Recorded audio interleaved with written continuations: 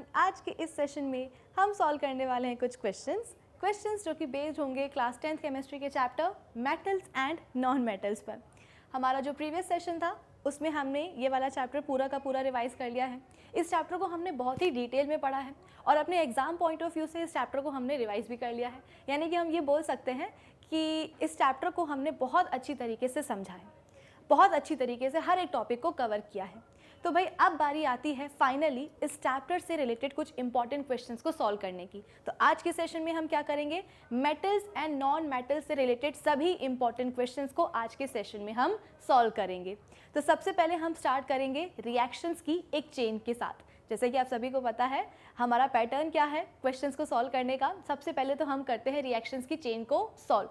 उससे क्या होता है कि आपकी एनसीईआरटी बुक में इस चैप्टर में जितनी भी रिएक्शंस, जितनी भी इक्वेशंस दी गई हैं, चाहे वो इंटेक्स क्वेश्चंस में हो, फिर वो चाहे एक्सरसाइज क्वेश्चंस में हो, वो चाहे एग्जाम्पल्स में हो, सभी रिएक्शंस और सभी इक्वेशंस को हम रिएक्शंस की जो चेन है उसमें हम कवर कर लेते हैं। ठीक है, फिर इसके बाद में चेन रिएक्शंस को सॉल्व करने के बाद हम जाएंगे प्रीवियस ईयर क्वेश्चंस पे। तो आज के सेशन में हम कैसे पढ़ाई करने वाले हैं, कैसे क्वेश्चंस को सॉल्व करने वाले हैं, ये आप सभी को मैं उम्मीद करती हूँ समझ में आ गया होगा। तो चलो जल्दी से आज के सेशन को हम स्टार्ट कर लेते हैं।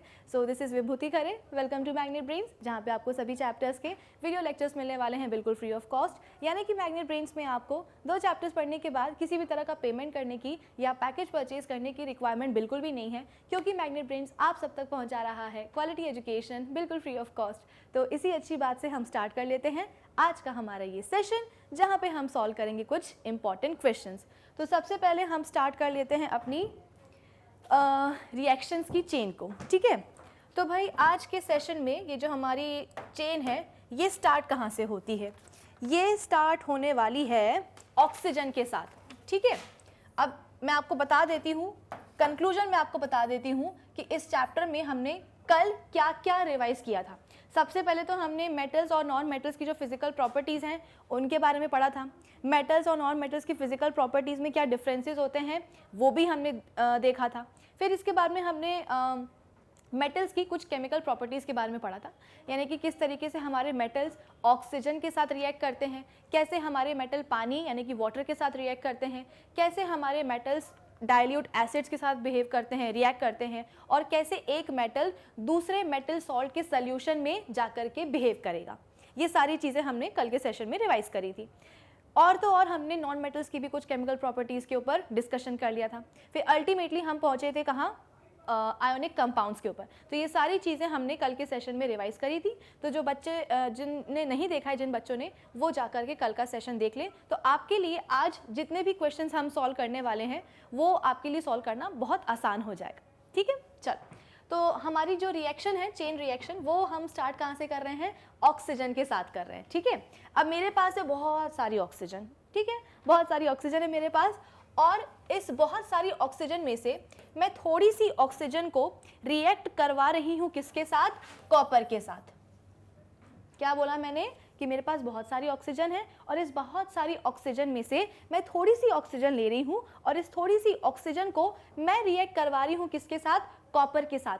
कॉपर क्या होता है, एक मेटल होता है। तो अब आपको मुझे ये बताना है कि हमारे पास जो कॉपर मेटल है वो ऑक्सीजन के साथ कैसे रिएक्ट करेगा। जैसे कि मैंने आपको बताया था कि जब हमने आई गेस फर्स्ट चैप्टर पढ़ा था केमिकल रिएक्शंस एंड इक्वेशंस वाला, वहाँ पे मैंने आपको बताया था कि ऑक्सीजन क्या करती है, जहाँ भी उसको कोई मेटल नॉन मेटल दिखा तुरंत उससे जाकर के चिपक जाती है। और ऑक्सीजन का जो एडिशन होता है उसी को हम क्या कहते हैं, ऑक्सीडेशन कहते हैं। तो यहाँ पे भी तो यही हो रहा है। भाई आपसे सवाल आएगा, ये रिएक्शन कहाँ की है, ये रिएक्शन आपकी एनसीईआरटी की है, कहीं और किसी रिफ्रेशर से मैंने नहीं ली है। जैसे कि मैं हमेशा आपसे कहती हूँ कि सबसे पहली आपकी जो प्रायोरिटी है वो होनी चाहिए आपकी एनसीईआरटी बुक।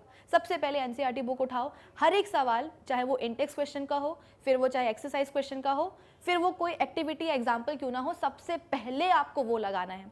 क्योंकि क्या होता है ना, बोर्ड एग्जाम्स में एनसीईआरटी की ही रिएक्शंस को उठाते हैं और शब्दों का पूरा खेल होता है और घुमा फिरा करके वही चीज़ आपसे पूछ ली जाती है। तो हमको लगता है कि ये कोई बहुत ही जो है ना एग्जॉटिक क्वेश्चन है, किसी और अच्छी महंगी वाली रिफ्रेशर से लिया गया होगा, जबकि ऐसा कुछ नहीं होता है। वो सारी इक्वेशंस और क्वेश्चंस आपकी एनसीईआरटी के ही होते हैं। ठीक है, तो ये आपकी एनसीईआरटी बुक में दी गई है। जल्दी से मुझे बताओ कि हमारे पास है कॉपर मेटल और उसको हम रिएक्ट करवा रहे हैं किसके साथ, ऑक्सीजन के साथ, तो क्या होगा, ऑक्सीजन जाएगी और कॉपर के साथ जाकर के चिपक जाएगी, और ऑक्सीजन के चिपकने की प्रोसेस को हम क्या कहते हैं, ऑक्सीडेशन कहते हैं। तो ऑक्सीडेशन से यहाँ पे क्या बन जाने वाला है, कॉपर का ऑक्साइड बनने वाला है। ठीक है, यहाँ पे क्या बन जाएगा, यहाँ हम बोलते हैं कि कॉपर का ऑक्साइड बन जाएगा। अब कल के सेशन में भी मैंने आपसे पूछा था कि कॉपर ऑक्साइड का कलर कैसा होता है। बच्चों ने जवाब तो दिए हैं लेकिन वो गलत है, तो थोड़ा सा और अपने दिमाग पे जोर डालो और मुझे बताओ कि कॉपर ऑक्साइड का सही वाला कलर क्या होता है। ठीक है, आपकी एनसीईआरटी बुक में भी मेंशन है, अगर नहीं याद आ रहा हो तो अपनी एनसीईआरटी बुक को रिफ़र कर लेना, एटलीस्ट उसके बहाने आप ढूंढोगे तो कहाँ लिखा हुआ है। ठीक है, चलो फिर इसके बाद में ये चीज़ आपको समझ में आई कि हमारे पास कॉपर है, ऑक्सीजन है, तो क्या बन गया, उससे कॉपर ऑक्साइड बन गया। चलो ठीक है, अब इसके बाद में हम दूसरी रिएक्शन ले रहे हैं। जैसे कि मैंने आपको बताया था मेरे पास बहुत सारी ऑक्सीजन है, तो अब इस बहुत सारी ऑक्सीजन में मैं थोड़ी सी ऑक्सीजन लेती हूँ और उसको अब मैं रिएक्ट करवा रही हूँ किसके साथ, मैं रिएक्ट करवा रही हूँ सोडियम के साथ। तो सबसे पहले मैंने रिएक्शन करवाया था कॉपर और ऑक्सीजन के बीच में, अब मैं रिएक्शन करवा रही हूँ सोडियम और ऑक्सीजन के बीच में। तो जल्दी से मुझे बताओ कि सोडियम किस तरीके से ऑक्सीजन के साथ बिहेव करेगा। भाई यहाँ पे भी ऑक्सीजन क्या करेगी, सोडियम के साथ जाकर के चिपक जाएगी और क्या बना लेगी, सोडियम ऑक्साइड बना लेगी। क्या बना लेगी, सोडियम ऑक्साइड। ठीक है, चलो अब इसके बाद में थोड़ी सी ऑक्सीजन जो मेरे पास बची हुई है उसमें भी मैं क्या ऐड करवा रही हूँ, यहाँ पे पोटेशियम ऐड करवा रही हूँ। तो अब जब हमने कॉपर और सोडियम की रिएक्शन देख ली है ऑक्सीजन के साथ, तो अब हमारे लिए चीज़ों को सॉल्व करना आसान हो गया है। यहाँ पे हमको क्लियरली समझ में आ रहा होगा कि भाई हमारे पास पोटेशियम है और पोटेशियम जाकर के रिएक्ट कर रहा है ऑक्सीजन के साथ, तो ऑक्सीजन क्या करेगी, उससे जाकर के चिपक जाएगी और चिपकने के बाद क्या बना लेगी, उसी मेटल का ऑक्साइड बना लेगी, यानी कि पोटेशियम ऑक्साइड हमारे पास आ जाएगा। ठीक है, अब कल के सेशन में हमने क्या देखी थी, रिएक्टिविटी सीरीज देखी थी। कल के सेशन में क्या, मुझे लगता है हम हर सेशन में रिएक्टिविटी सीरीज को एक बार याद कर ही लेते हैं। तो रिएक्टिविटी सीरीज का ऑर्डर मुझे लगता है कि सभी बच्चों को याद हो गया होगा, नहीं हुआ है तो आप उसको याद कर सकते हो, ट्रिक मैंने आपको उसकी बता दी है। ठीक है, तो सबसे टॉप पर रहने वाले कौन है, कौन से मेटल्स हैं रिएक्टिविटी सीरीज में, तो वो है हमारे पोटेशियम और साथ में है सोडियम। ठीक है, तो पोटेशियम और सोडियम हमारी रिएक्टिविटी सीरीज में, मेटल की रिएक्टिविटी सीरीज में सबसे टॉप पर होते हैं। यानी कि इसका मतलब क्या है, टॉप पे रहने का मतलब ये है कि ये दोनों ही मेटल्स बहुत ज़्यादा रिएक्टिव होते हैं। सोडियम एंड पोटेशियम के लिए तो मैंने आपसे यही बोला था कि सोडियम एंड पोटेशियम ऐसे होते हैं कि वो जहाँ देखो आग पकड़ लेते हैं। अगर आपने सोडियम को क्या करा है, ओपन एयर में ऐसे रख दिया है तो वहाँ पे आग पकड़ लेगा। अगर आपने सोडियम को पानी में डाला है तो ना कि केवल सोडियम बल्कि पोटेशियम भी, सोडियम और पोटेशियम को अगर आपने पानी में डाला है तो पानी में रहकर के भी वो क्या कर लेंगे, आग पकड़ लेंगे। तो ये हाईली रिएक्टिव होते हैं। तो यहाँ पे जो आप रिएक्शन देख रहे हो सोडियम और पोटेशियम की, किसके साथ, ऑक्सीजन के साथ, ये आप बोल सकते हो कि काफ़ी बहुत ही ज़्यादा रिएक्टिव होते हैं सोडियम एंड पोटेशियम। बहुत ज़्यादा हीट इवॉल्व होती है और इतने ज़्यादा रिएक्टिव होते हैं कि जैसे ही सोडियम और पोटेशियम ऑक्सीजन के कांटेक्ट में आते हैं तुरंत हम बोलते हैं कि ये आग पकड़ लेंगे। ठीक है, चलो तो अब इसके बाद में मेरे पास जो ऑक्सीजन है उसको अब मैं नेक्स्ट रिएक्ट करवा रही हूँ किसके साथ, जिंक के साथ। किसके साथ करवाया, जिंक के साथ। तो ऑक्सीजन कर क्या रही है, हर एक मेटल के साथ जाकर के चिपक जाती है, मेटल को ऑक्सीडाइज करती है और उसका ऑक्साइड बना लेती है। तो यहाँ पे भी क्या होगा, यहाँ पे भी जो ऑक्सीजन है वो जाकर के रिएक्ट करेगी जिंक के साथ और जिंक के साथ कंबाइन होकर वो क्या बना लेगी, जिंक ऑक्साइड बना लेगी। क्या बना लेगी, जिंक ऑक्साइड। आई होप इतना सभी बच्चों को क्लियर हुआ होगा। चलो अब इसके बाद में नेक्स्ट हम क्या कर रहे हैं, इसी ऑक्सीजन को रिएक्ट करवा रहे हैं किसके साथ, एल्यूमिनियम के साथ। तो अब तो आपको समझ में आ ही गया होगा कि एल्यूमिनियम के साथ जब ऑक्सीजन रिएक्ट करेगी तो क्या बनने वाला है, एल्यूमिनियम ऑक्साइड बनने वाला है। एल्यूमिनियम के ऊपर चार्ज कितना होता है, +3 का होता है। ऑक्सीजन के ऊपर कितना होता है, -2 का होता है। जब हम क्रिस क्रॉस करेंगे तो एल्यूमिनियम के पास आ जाएगा 2 और ऑक्सीजन के पास आ जाएगा कितना, 3।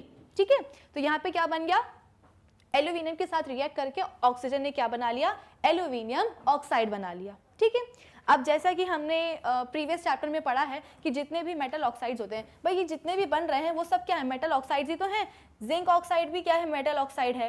Potassium oxide, sodium oxide, copper oxide, aluminium oxide, aluminium, potassium, sodium, ये सब क्या है, ये सब मेटल्स हैं। और ऑक्सीजन के साथ मिलकर क्या बना रहे हैं, अपने अपने रिस्पेक्टिव ऑक्साइड्स बना रहे हैं। और सभी मेटेलिक ऑक्साइड्स कैसे होते हैं नेचर में, by nature they are basic, है ना। जब हम प्रॉपर्टीज को डिस्कस कर रहे थे मेटल्स और नॉन मेटल्स की, उनके बीच में डिफरेंस हम पता करना चाह रहे थे, तो वहाँ पे एक डिफरेंस ये भी था कि मेटल के जो ऑक्साइड्स होते हैं वो जनरली कैसे होते हैं, they are basic in nature. और अगर हम बात करेंगे नॉन मेटेलिक ऑक्साइड्स की, तो वो कैसे होते हैं नेचर में, they are generally acidic in nature. लेकिन मेटेलिक ऑक्साइड्स की जब बारी आती है तो हमारे पास आ जाते हैं दो एक्सेप्शन। कौन कौन है वो एक्सेप्शन, बोर्ड पर ही लिखे हैं, जल्दी से बताओ कौन से होने चाहिए वो दो एक्सेप्शन। एक तो मुझे दिख रहा है ये, ठीक है, एक तो मुझे दिख रहा है एल्यूमिनियम ऑक्साइड और दूसरा मुझे दिख रहा है कौन, जिंक ऑक्साइड। तो ये दोनों एक्सेप्शंस हैं मेटेलिक ऑक्साइड्स के। क्यों है ये एक्सेप्शंस, वो इसलिए क्योंकि ये dual behaviour, dual nature show करते हैं। जिंक ऑक्साइड भी और एल्यूमिनियम ऑक्साइड भी, मेटेलिक ऑक्साइड्स बेसिक होता है नेचर में, लेकिन अगर हम बात करेंगे जिंक ऑक्साइड की और एल्यूमिनियम ऑक्साइड की, तो ये एम्फोटेरिक नेचर शो करते हैं। यानी कि कभी तो ये एसिड की तरह बिहेव करने लगेंगे, यानी कि अपना एसिडिक बिहेवियर प्रेजेंट करेंगे, और कभी ये बेसिक बन जाएंगे नेचर से। तो इनका कोई ये लोटे होते हैं, कहीं भी लौट जाते हैं, जरूरत पड़ी तो एसिडिक बिहेवियर शो कर लिया और जरूरत पड़ी तो बेसिक नेचर शो कर लिया। ठीक है, कैसे, तो आपकी एनसीईआरटी की ही रिएक्शन है। आपके पास क्या है, एल्यूमिनियम ऑक्साइड है, ठीक है। अब इस एल्यूमिनियम ऑक्साइड को आप क्या कर रहे हो, HCl के साथ रिएक्ट करवा रहे हो, ठीक है। तो हम सबको पता है कि एसिड जब किसी बेस के साथ रिएक्ट करता है तो एसिड क्या करेगा, बेस के इफेक्ट को न्यूट्रलाइज करेगा। बेस क्या करेगा, पलट के एसिड के इफेक्ट को न्यूट्रलाइज करेगा, यानी कि वो बन जाएगी एक न्यूट्रलाइजेशन रिएक्शन। और न्यूट्रलाइजेशन रिएक्शन से क्या होता है, सॉल्ट और पानी बन जाता है। तो हमारे पास क्या हुआ, हमारे पास था एल्यूमिनियम ऑक्साइड और इसको हमने रिएक्ट करवा दिया किसके साथ, HCl के साथ। HCl क्या होता है, एक एसिड होता है। तो यहाँ पे हमको क्या देखने को मिला, यहाँ पे हमें देखने को मिला प्रोडक्ट AlCl3 + H2O, यानी कि यहाँ पे हमको एल्यूमिनियम क्लोराइड देखने को मिला और पानी देखने को मिला। तो ये चीज़ हमें समझ में नहीं आई, है ना। एक्चुअली ये चीज़ हमें समझ में आई, क्यों आई, क्योंकि हमें पता है ना, हमने क्या पढ़ा है अभी तक कि जितने भी मेटेलिक ऑक्साइड्स होते हैं they are basic in nature. तो हमको ये समझ में आ रहा था कि हमारा जो एल्यूमिनियम ऑक्साइड है ये भी कैसे बिहेव करेगा, ये एक बेस की तरह बिहेव करेगा। और जब हम एक बेस को रिएक्ट करवाएंगे एसिड के साथ तो वो सॉल्ट और पानी ही देगा, कोई और तीसरी नई चीज़ नहीं देगा। तो ये वाली रिएक्शन तो फिर भी हमें समझ में आई थी, क्योंकि हमें पता था कि metallic oxides are basic in nature. तो एल्यूमिनियम ऑक्साइड भी क्या करेगा, अपना बेसिक नेचर शो करेगा। लेकिन जब इस एल्यूमिनियम ऑक्साइड को फर्दर मैंने किसके साथ ट्रीट करवाया, जैसे ये एल्यूमिनियम ऑक्साइड है ना, इसको मैं फर्दर यहाँ पे किसके साथ रिएक्ट करवा रही हूँ, NaOH के साथ।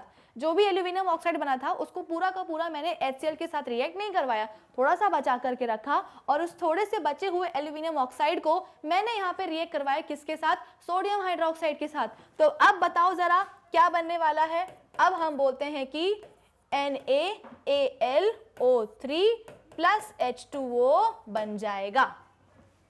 ये क्यों बन जाएगा, ये इसलिए बन जाएगा तो अब जरा मुझे बताओ कि यहाँ पे क्या रिएक्शन होने वाली है। ये रिएक्शन ऑलरेडी हम कर चुके हैं, बस इसको हम जल्दी से रिवाइज कर रहे हैं। तो यहाँ पे हम बोलते हैं कि बन जाएगा NaAlO2, है ना। और इसको हम क्या कहते हैं, इसको हम कहते हैं सोडियम एल्यूमिनेट। नाम भी लिख देती हूँ, इसको हम बोलते हैं सोडियम एल्यूमिनेट। और साथ में कुछ और बनेगा क्या, बिल्कुल बनेगा, साथ में बनने वाला है पानी। तो अब ये रिएक्शन हमें समझ में नहीं आई। ऊपर वाली रिएक्शन तो फिर भी हमें डाइजेस्ट हो रही थी, लेकिन ये नीचे वाली रिएक्शन में क्या हुआ भाई, नीचे वाली रिएक्शन में हम बोल रहे हैं कि अब हम रिएक्ट करवा रहे हैं एल्यूमिनियम ऑक्साइड को एक बेस के साथ। तो बेस के साथ रिएक्ट करने पर भी क्या बन गया, सॉल्ट बन गया, और साथ में क्या बन गया, पानी बन गया। तो ऐसे कैसे पॉसिबल है, एक बेस कैसे सॉल्ट और पानी बना सकता है, तभी बना सकता है जब वो किसी एक एसिड के साथ रिएक्ट करे। यानी कि इस केस में जब हम एल्यूमिनियम ऑक्साइड को एक बेस के साथ रिएक्ट करवा रहे हैं तो यहाँ एल्यूमिनियम ऑक्साइड ने अपनी पार्टी बदल ली। कैसे पार्टी बदल ली, अब वो शो कर रहा है अपना एसिडिक नेचर। तो इसी एसिडिक नेचर के कारण जब इसको हमने रिएक्ट करवाया एक बेस के साथ तो सॉल्ट बन गया और साथ में बन गया क्या, पानी। ठीक है, आई होप आप सभी को चीज़ समझ में आ रही होगी कि कैसे एल्यूमिनियम ऑक्साइड और जिंक ऑक्साइड क्या शो करते हैं, अपना एम्फोटेरिक नेचर शो करते हैं। बाकी जितने भी मेटेलिक ऑक्साइड्स होते हैं they are basic in nature. ठीक है, चलो अब इसके बाद में नेक्स्ट हमारी रिएक्शन कौन सी होगी? नेक्स्ट रिएक्शन यहाँ पे हम ले लेते हैं किसके साथ, कॉपर है ना, ये हमारा कॉपर, इसको अब हम रिएक्ट करवाते हैं किसके साथ, NaCl के साथ। ये कहाँ की रिएक्शन है, ये आपकी NCERT में ही दी गई है, आई गेस ये एक्सरसाइज का क्वेश्चन है। ठीक है, तो आपके पास है कॉपर और आपके पास है क्या, सोडियम क्लोराइड। तो आपको क्या लगता है इनके बीच में क्या रिएक्शन होने वाली है? यूजुअली क्या होता है, हमने फर्स्ट चैप्टर में केमिकल रिएक्शंस एंड इक्वेशंस में टाइप्स ऑफ केमिकल रिएक्शंस देखी थी ना, वहाँ पे हमने देखा था कि कैसे एक मेटल दूसरे मेटल को डिस्प्लेस करता है इन अ डिस्प्लेसमेंट रिएक्शन। लेकिन वो डिस्प्लेसमेंट रिएक्शन तभी पॉसिबल होती है जब आप बोल सकते हो कि एक मेटल कैसा हो, ज़्यादा रिएक्टिव हो, और दूसरा मेटल क्या हो, उससे कम रिएक्टिव हो। तो जो ज़्यादा रिएक्टिव मेटल होता है वो कम रिएक्टिव वाले मेटल को जाकर के धक्का मार देता है और उसकी जगह ले लेता है। यहाँ पे भी आपको दिखाई दे रहा होगा कि हमारे पास कॉपर है और हमारे पास क्या है, सोडियम है ना, सोडियम का सॉल्ट है और हमारे पास क्या है, उसको हम रिएक्ट करवा रहे हैं कॉपर के साथ। तो हमारे दिमाग में क्या आता है, अच्छा ये भी मेटल, चलो हम उठा करके क्या कर देते हैं, सोडियम को उसकी जगह से हटा देते हैं और उसकी जगह पे कॉपर को ला करके बिठा देते हैं। तो वो क्या बन जाएगा, CuCl2 बन जाएगा, कॉपर क्लोराइड, और साथ में सोडियम निकल जाएगा। लेकिन ऐसा बिल्कुल भी नहीं होगा। इनफैक्ट हम यहाँ पे लिख सकते हैं क्या, कि यहाँ पे कोई रिएक्शन नहीं होने वाली है। क्यों नहीं होने वाली है? इसलिए नहीं होने वाली है क्योंकि रिएक्टिविटी अगर सीरीज अगर आपको याद हो तो उसमें हमारा जो कॉपर है वो तो हाइड्रोजन के भी नीचे आता है, और ये जो सोडियम है, सोडियम तो हम बोलते हैं कि रिएक्टिविटी सीरीज में सेकंड पोजीशन ऑक्यूपाई करके रखता है। तो सोडियम तो बहुत ज़्यादा रिएक्टिव है कॉपर से। तो कॉपर को आप बोल सकते हो कि अगर कॉपर का दिमाग खराब हो भी रहा है सोडियम को देख करके, फिर भी कॉपर सोडियम को डिस्प्लेस नहीं कर पाएगा। तो ये आपकी NCERT की रिएक्शन है, क्वेश्चन है बेसिकली, उसमें 2-3 रिएक्शंस दी गई हैं और उसमें पूछा गया है कि बताओ डिस्प्लेसमेंट रिएक्शन कहाँ होगी। तो यहाँ पे हमने कवर कर लिया कि हाँ भाई कॉपर है और हम बोलते हैं कि सोडियम क्लोराइड है, यहाँ पे कोई रिएक्शन नहीं होने वाली है। क्यों नहीं होने वाली है? क्योंकि कॉपर लेस रिएक्टिव है सोडियम से, तो कॉपर कभी भी सोडियम को जाकर के उसके कंपाउंड में उसको डिस्प्लेस नहीं कर पाएगा। सॉर्टेड। चलो अब इसके बाद में और कौन सी रिएक्शन बची है हमारे पास? आई गेस इसमें तो हमने सारी रिएक्शन कर ही ली हैं। ठीक है, अच्छा अब हम बात करते हैं किसकी, ऑक्सीजन के साथ कैसे मेटल्स बिहेव करते हैं, कैसे कैसे ऑक्साइड्स बनते हैं। ये पूरा यहाँ पे लिखा गया है, तो आप चाहो तो इसका स्क्रीनशॉट ले सकते हो, तो रिवाइज करने में आपको आसानी हो जाएगी। आप इसका स्क्रीनशॉट लोगे ऑन द काउंट ऑफ 5, इसके बाद में हम जाएंगे अपनी दूसरी रिएक्शंस की चेन पर। So your time starts now. 5, 4, 3, 2 and 1। I hope आप सभी ने इसका स्क्रीनशॉट ले लिया होगा। चलो अब हम चलते हैं अपनी दूसरी रिएक्शंस की चेन पे। दूसरी रिएक्शंस की चेन हम स्टार्ट कहाँ से कर रहे हैं? हम लेते हैं यहाँ पे ठंडा ठंडा पानी। क्या ले रहे हैं यहाँ पे हम? ठंडा ठंडा पानी, यानी कि कोल्ड वाटर ले रहे हैं। ठीक है, अब इस कोल्ड वाटर, बेसिकली आपके पास एक कंटेनर था, उसमें अपने ठंडा पानी डाल करके रखा था। ठीक है, अब इस ठंडे पानी में हम क्या ऐड कर रहे हैं? हम ऐड कर रहे हैं सोडियम। तो ज़रा बताओ यहाँ पे क्या बनने वाला है? क्या आपको वो स्ट्रक्चरल इक्वेशन याद है जो मैंने आपको बताई थी कि हमारे जो मेटल्स होते हैं वो पानी के साथ कैसे रिएक्ट करते हैं? हमारे जो मेटल्स हैं वो रिएक्ट करते हैं पानी के साथ, क्या बनाने के लिए? मेटल हाइड्रोक्साइड बनाने के लिए। ठीक है, क्या बनता है? मेटल हाइड्रोक्साइड, प्लस हम बोलते हैं कि एक बहुत ही इंपॉर्टेंट गैस जिसको हम कहते हैं हाइड्रोजन गैस, वो भी इवॉल्व होती है। तो ये स्ट्रक्चरल इक्वेशन आपको नहीं भूलनी है। मेटल प्लस पानी क्या बनेगा? मेटल हाइड्रोक्साइड और हाइड्रोजन। अब एक समस्या होती है। समस्या क्या है मेटल्स के साथ? कि हर एक मेटल के ना अपने अलग नखरे होते हैं। किसी को ठंडा पानी चाहिए, किसी को गर्म पानी चाहिए, किसी को स्टीम चाहिए है। तो ज़रा देखते हैं कैसे हमारी रिएक्शन आगे बढ़ती है। तो हमारे पास एक है ठंडा ठंडा पानी, और इस ठंडे ठंडे पानी में हमने क्या डाल दिया है? सोडियम का एक छोटा सा टुकड़ा डाल दिया है। तो होगा क्या? सोडियम रिएक्ट करेगा पानी के साथ और क्या बन जाएगा? सोडियम हाइड्रोक्साइड बन जाएगा। प्लस हम बोलते हैं कि हाइड्रोजन गैस यहाँ पे क्या होने वाली है? इवॉल्व होने वाली है। एक्चुअली होता क्या है कि जब हमारे मेटल सबसे पहले पानी के साथ बिहेव करते हैं तो मेटल ऑक्साइड ही बनता है, मेटल ऑक्साइड बनेगा प्लस हम बोलते हैं कि हाइड्रोजन गैस इवॉल्व होगी। लेकिन ये मेटल ऑक्साइड फर्दर पानी से रिएक्ट करके क्या बना लेता है, फर्दर पानी से रिएक्ट करके ये बना लेता है क्या, मेटल हाइड्रोक्साइड। ठीक है, तो यहाँ पे इनिशियली पहले सोडियम ऑक्साइड ही बना था, लेकिन सोडियम ऑक्साइड पानी के साथ रिएक्ट करके क्या बना लेता है, सोडियम हाइड्रोक्साइड, और हाँ हाइड्रोजन गैस तो यहाँ पे इवॉल्व हुई ही है। अब जैसे कि मैंने आपको बताया था कि हमारे जो सोडियम और पोटेशियम होते हैं, चलो एक काम करते हैं ना, पोटेशियम की भी यहाँ पे हम रिएक्शन देख ही लेते हैं। हमारे पास क्या है, कोल्ड वाटर है, इसको हमने इस ठंडे से पानी में हमने क्या डाल दिया, थोड़ा सा पोटेशियम भी डाल दिया, तो होगा क्या, यहाँ पे हम बोलते हैं कि KOH प्लस यहाँ पे हाइड्रोजन गैस इवॉल्व हो जाएगी। ठीक है, आपसे सवाल यही पूछेगा कि आपके पास है आइस कोल्ड वाटर, ठंडा पानी, उसमें आपने डाल दिया क्या, पोटेशियम, तो क्या होगा, तो आपको बताना पड़ेगा कि भाई साहब यहाँ पे पोटेशियम हाइड्रोक्साइड बनेगा प्लस हम बोलते हैं कि हाइड्रोजन गैस इवॉल्व होगी। अब जैसे कि मैंने आपको बताया था कि हमारी रिएक्टिविटी सीरीज में सोडियम और पोटेशियम टॉप पर होते हैं, तो इसका मतलब क्या कि वो हाईली रिएक्टिव मेटल होते हैं, जहाँ देखो जिसके साथ देखो वहाँ पे जाकर के आग लगा देते हैं। तो यहाँ भी एग्जैक्टली क्या होगा, कुछ ऐसा ही होगा। सोडियम एंड पोटेशियम के में हम बोलते हैं कि जैसे आप पानी में डालोगे तो पानी में रहकर ही ये आग पकड़ लेते हैं। क्यों पकड़ लेते हैं, एक्चुअली होता क्या है, सोडियम एंड पोटेशियम आप बोल सकते हो, अगर आपको याद हो तो हमने कल के सेशन में अपने मेटल्स की कुछ फिजिकल प्रॉपर्टीज़ कुछ अब हमने डिस्कस किया था, तो वहाँ पे हमने एक डेंसिटी की प्रॉपर्टी को भी डिस्कस किया था कि मोस्टली मेटल्स कैसे होते हैं, जनरली दे आर उनकी डेंसिटी हाई रहती है, और एक्सेप्शन कौन थे हमारे, यही दोनों, सोडियम एंड पोटेशियम। अगर आप कैल्शियम को डालोगे ना पानी में तो वो जाकर के डूब जाएगा, कंटेनर के बॉटम में जाकर के बैठ जाएगा, वो सिंक कर जाएगा। लेकिन अगर आप सोडियम और पोटेशियम को डालोगे ना तो इनकी डेंसिटी कम होती है, ऑल्दो दे आर मेटल, लेकिन फिर भी इनकी डेंसिटी क्या होती है, कम होती है, और ये सरफेस पे आकर के तैरने लगते हैं। अब हुआ क्या, ये जो रिएक्शन होती है ना, ये रिएक्शन जो मैंने यहाँ पे लिखी है ये अभी इनकम्प्लीट है। इनकम्प्लीट क्यों है, क्योंकि मुझे यहाँ पे साथ में लगाना पड़ेगा क्या, हीट। बिना हीट के सोडियम एंड पोटेशियम की रिएक्शन विद वाटर क्या है, इनकम्प्लीट है। जब आप यहाँ पे हीट लगाओगे ना तभी आप अपने एग्जामिनर तक ये मैसेज कन्वे कर सकते हो कि भाई हमको पता है कि सोडियम एंड पोटेशियम जब पानी के साथ रिएक्ट करते हैं तो वो रिएक्शन कैसी होती है, हाईली एक्सोथर्मिक होती है, यानी कि बहुत ज़्यादा हीट एनर्जी क्या होती है, इवॉल्व होती है। अब हुआ क्या, ये जो हाइड्रोजन गैस बनी थी ये पानी में तो डिजोल्व होने से रही, ये क्या होगी, ऊपर आ जाएगी सरफेस पे। सरफेस पे आने के बाद हाइड्रोजन गैस कैसे आएगी, बबल्स के फॉर्म में आएगी। सरफेस पे आने के बाद इसको क्या मिलेगी, एटमॉस्फेरिक एयर बनेगी।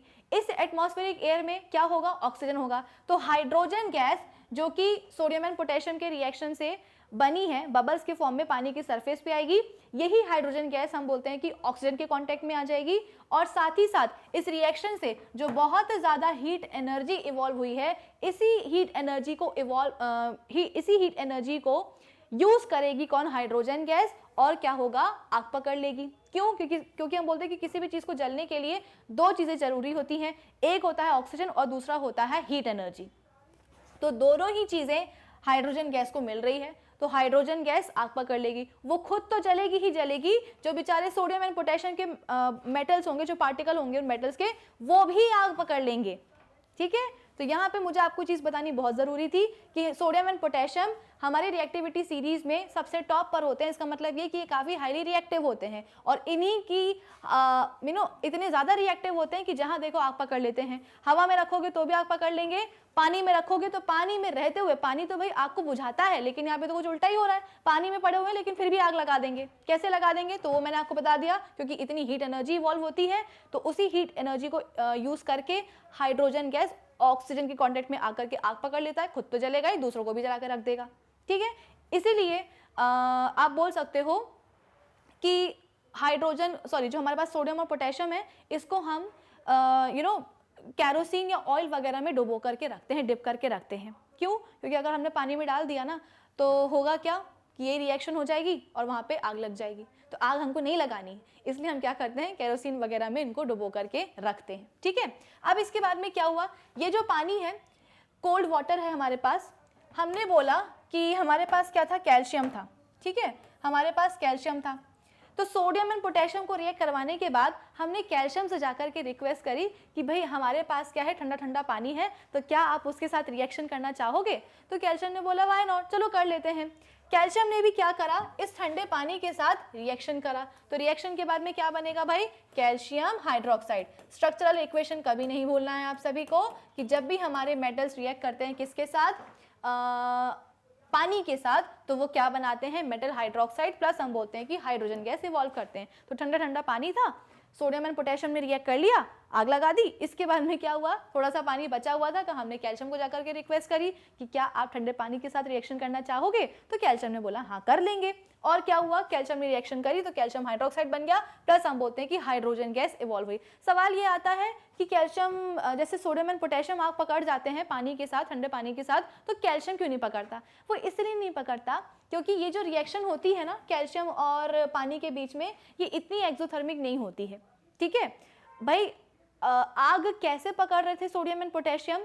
क्योंकि हीट एनर्जी बहुत ज़्यादा इवॉल्व हो रही थी और इसी हीट एनर्जी को यूज़ कर रहा था हाइड्रोजन गैस, और तब जाकर के वो आग पकड़ रहा था। लेकिन अगर ये सोचो कि सफिशिएंट हीट एनर्जी अगर हाइड्रोजन गैस को मिले ही ना, तो भले ही हाइड्रोजन गैस बने, बबल्स के फॉर्म में वो सरफेस पे जाए, उसका कांटेक्ट जो है ना एयर में प्रेजेंट जो ऑक्सीजन है उसके साथ हो जाए, लेकिन वो तब भी नहीं जलेगा। कब तक नहीं जलेगा? जब तक उसको हीट एनर्जी नहीं मिलेगी।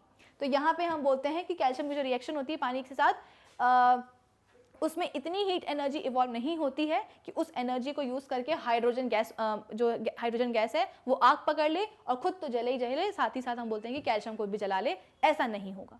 ठीक है, और कैल्शियम के लिए हम ये भी बोलते हैं कि भाई सोडियम एंड पोटेशियम की तरह ये तो हम बोलते हैं कि एक्सेप्शनल केस है नहीं, तो क्या होगा, कैल्शियम को अब जैसे ही पानी में डालोगे तो ये नीचे तैर जाएगा, मतलब नीचे जाकर के डूब जाएगा, इट विल सिंक। लेकिन क्या होगा, जैसे ही हाइड्रोजन गैस बनेगी तो हाइड्रोजन गैस पानी में डिसॉल्व होगी नहीं, वो तो बबल्स की फॉर्म में ऊपर आ जाएगी। तो हाइड्रोजन गैस हम बोलते हैं कि खुद तो ऊपर आएगी ही, साथ हम बोलते हैं कि कैल्शियम को भी ऊपर लेकर के आ जाएगी। ठीक है, तो इनिशियली जब आप कंटेनर में कैल्शियम डालोगे, पानी में कैल्शियम डालोगे, तो वो नीचे जाकर के डूब जाएगा। लेकिन आफ्टर द रिएक्शन जब हाइड्रोजन गैस बनेगी तब कैल्शियम ऊपर आ जाएगा पानी के सरफेस पे। इतना क्लियर है? चलो, तो ये हमने रिएक्शन देख ली ठंडे पानी के साथ कैल्शियम, सोडियम एंड पोटेशियम की। अब इसके बाद में लाइन में कुछ और मेटल्स भी बैठे हुए थे। कौन कौन बैठे हुए थे? हमारे पास थे एल्यूमिनियम। ठीक है, इसके बाद में चलो एल्यूमिनियम नहीं, सबसे पहले हमारे पास कौन था? मैग्नीशियम था। कौन था हमारे पास? मैग्नीशियम था। और मैग्नीशियम के बाद में कौन कौन थे? मैग्नीशियम के बाद में हम बोलते हैं कि एल्यूमिनियम था, इसके बाद में जिंक था, इसके बाद में हम बोलते हैं कि आयरन वगैरह था। ये सब मेटल्स बैठे हुए थे। तो हमने मैग्नीशियम से जाकर के रिक्वेस्ट करी कि हमारे पास अभी भी थोड़ा सा ठंडा पानी बचा है, सोडियम एंड पोटेशियम में तो आग लगाई दी है, कैल्शियम ने भी रिएक्शन कर ही लिया है, तो हमारे पास उसके बावजूद थोड़ा सा ठंडा पानी बचा है, तो क्या आप आकर के रिएक्शन करना चाहोगे? तो मैग्नीशियम ने बोला कि नहीं भाई, ठंडे पानी से हमको एलर्जी है, हम जाकर के रिएक्शन शो नहीं करेंगे। अब मुसीबत हो गई, क्यों? क्योंकि हमें तो रिएक्शन करवाना है ना, हमें देखना है कि मेटल्स कैसे बिहेव करते हैं पानी के साथ। तो फिर इसके बाद में मैग्नीशियम को हमने बोला कि चलो कोई बात नहीं, अगर आपको एलर्जी है तो हो सकता है कि आप गर्म पानी प्रेफर करें, तो अगर हम आपको हॉट वाटर दें तो क्या आप रिएक्ट करोगे? तो मैग्नीशियम ने बोला चलो ठीक है, अब आप इतना इंसिस्ट कर ही रहे हो तो मैं हॉट वाटर के साथ रिएक्शन कर ही लेते हैं। ठीक है, अब हुआ क्या, मैग्नीशियम के नीचे रिएक्टिविटी सीरीज में कौन आते हैं? एल्यूमिनियम आता है, जिंक आता है, आयरन आता है। तो हमने ये कंक्लूड किया कि भाई जब मैग्नीशियम ही कोल्ड वाटर से रिएक्ट नहीं कर रहा है तो उससे जो कम रिएक्टिव मेटल्स हैं जैसे कि एल्यूमिनियम, जिंक और आयरन, ये क्या खा करके कोल्ड वाटर के साथ रिएक्ट करेंगे? जब इनसे ज्यादा रिएक्टिव मैग्नीशियम नहीं कर पा रहा तो मैग्नीशियम से लेस रिएक्टिव मेटल्स क्या ही करेंगे? तो हमने ये कंक्लूड किया कि भाई अभी के लिए हम एक काम करते हैं, अभी के लिए हमारे पास जो गर्म पानी है, ठीक है, जो हमारे पास हॉट वाटर है, उससे हम रिएक्ट करवा रहे हैं किसको? मैग्नीशियम को। तो मैग्नीशियम जब हॉट वाटर के साथ रिएक्ट करेगा तो क्या बन जाएगा? मैग्नीशियम हाइड्रोक्साइड बनेगा, और हाँ, हाइड्रोजन गैस तो इवॉल्व होगी ही होगी। इतना क्लियर है आप सभी को? चलो, अब इसके बाद में हमने तो बहुत सारा गर्म पानी कर लिया था, अब बचा था थोड़ा सा गर्म पानी, तो हमने जाकर के अब एल्यूमिनियम से, जिंक और आयरन से रिक्वेस्ट करी कि देखो जैसे कि मैग्नीशियम को ठंडा पानी पसंद नहीं था, लेकिन उन्होंने हॉट वाटर के साथ अपनी रिएक्शन दी है, तो क्या आप लोग भी हॉट वाटर के साथ रिएक्शन करना चाहोगे? तो बड़े ही घमंड से एल्यूमिनियम और जिंक ने और आयरन ने बोला कि नहीं, हमें तो हॉट वाटर से भी क्या है, एलर्जी है। तो फिर हमने उनको, हमारे पास जो लास्ट ऑप्शन था कि सबसे गर्म क्या होता है, सबसे गर्म होता है स्टीम, तो हमने उनको वही लास्ट ऑप्शन दिया, एल्यूमिनियम को, जिंक को और आयरन को, कि क्या आप स्टीम से रिएक्ट करना चाहोगे? तब जाकर के एल्यूमिनियम, आयरन और जिंक ने बोला कि हाँ चलो कर ही लेते हैं, लेकिन हम रिएक्ट तो करेंगे लेकिन हाइड्रोक्साइड नहीं बनाएंगे। हम क्या बनाएंगे? हम अपनी मर्जी के मालिक हैं, हम तो बना के रख देंगे क्या? केवल ऑक्साइड।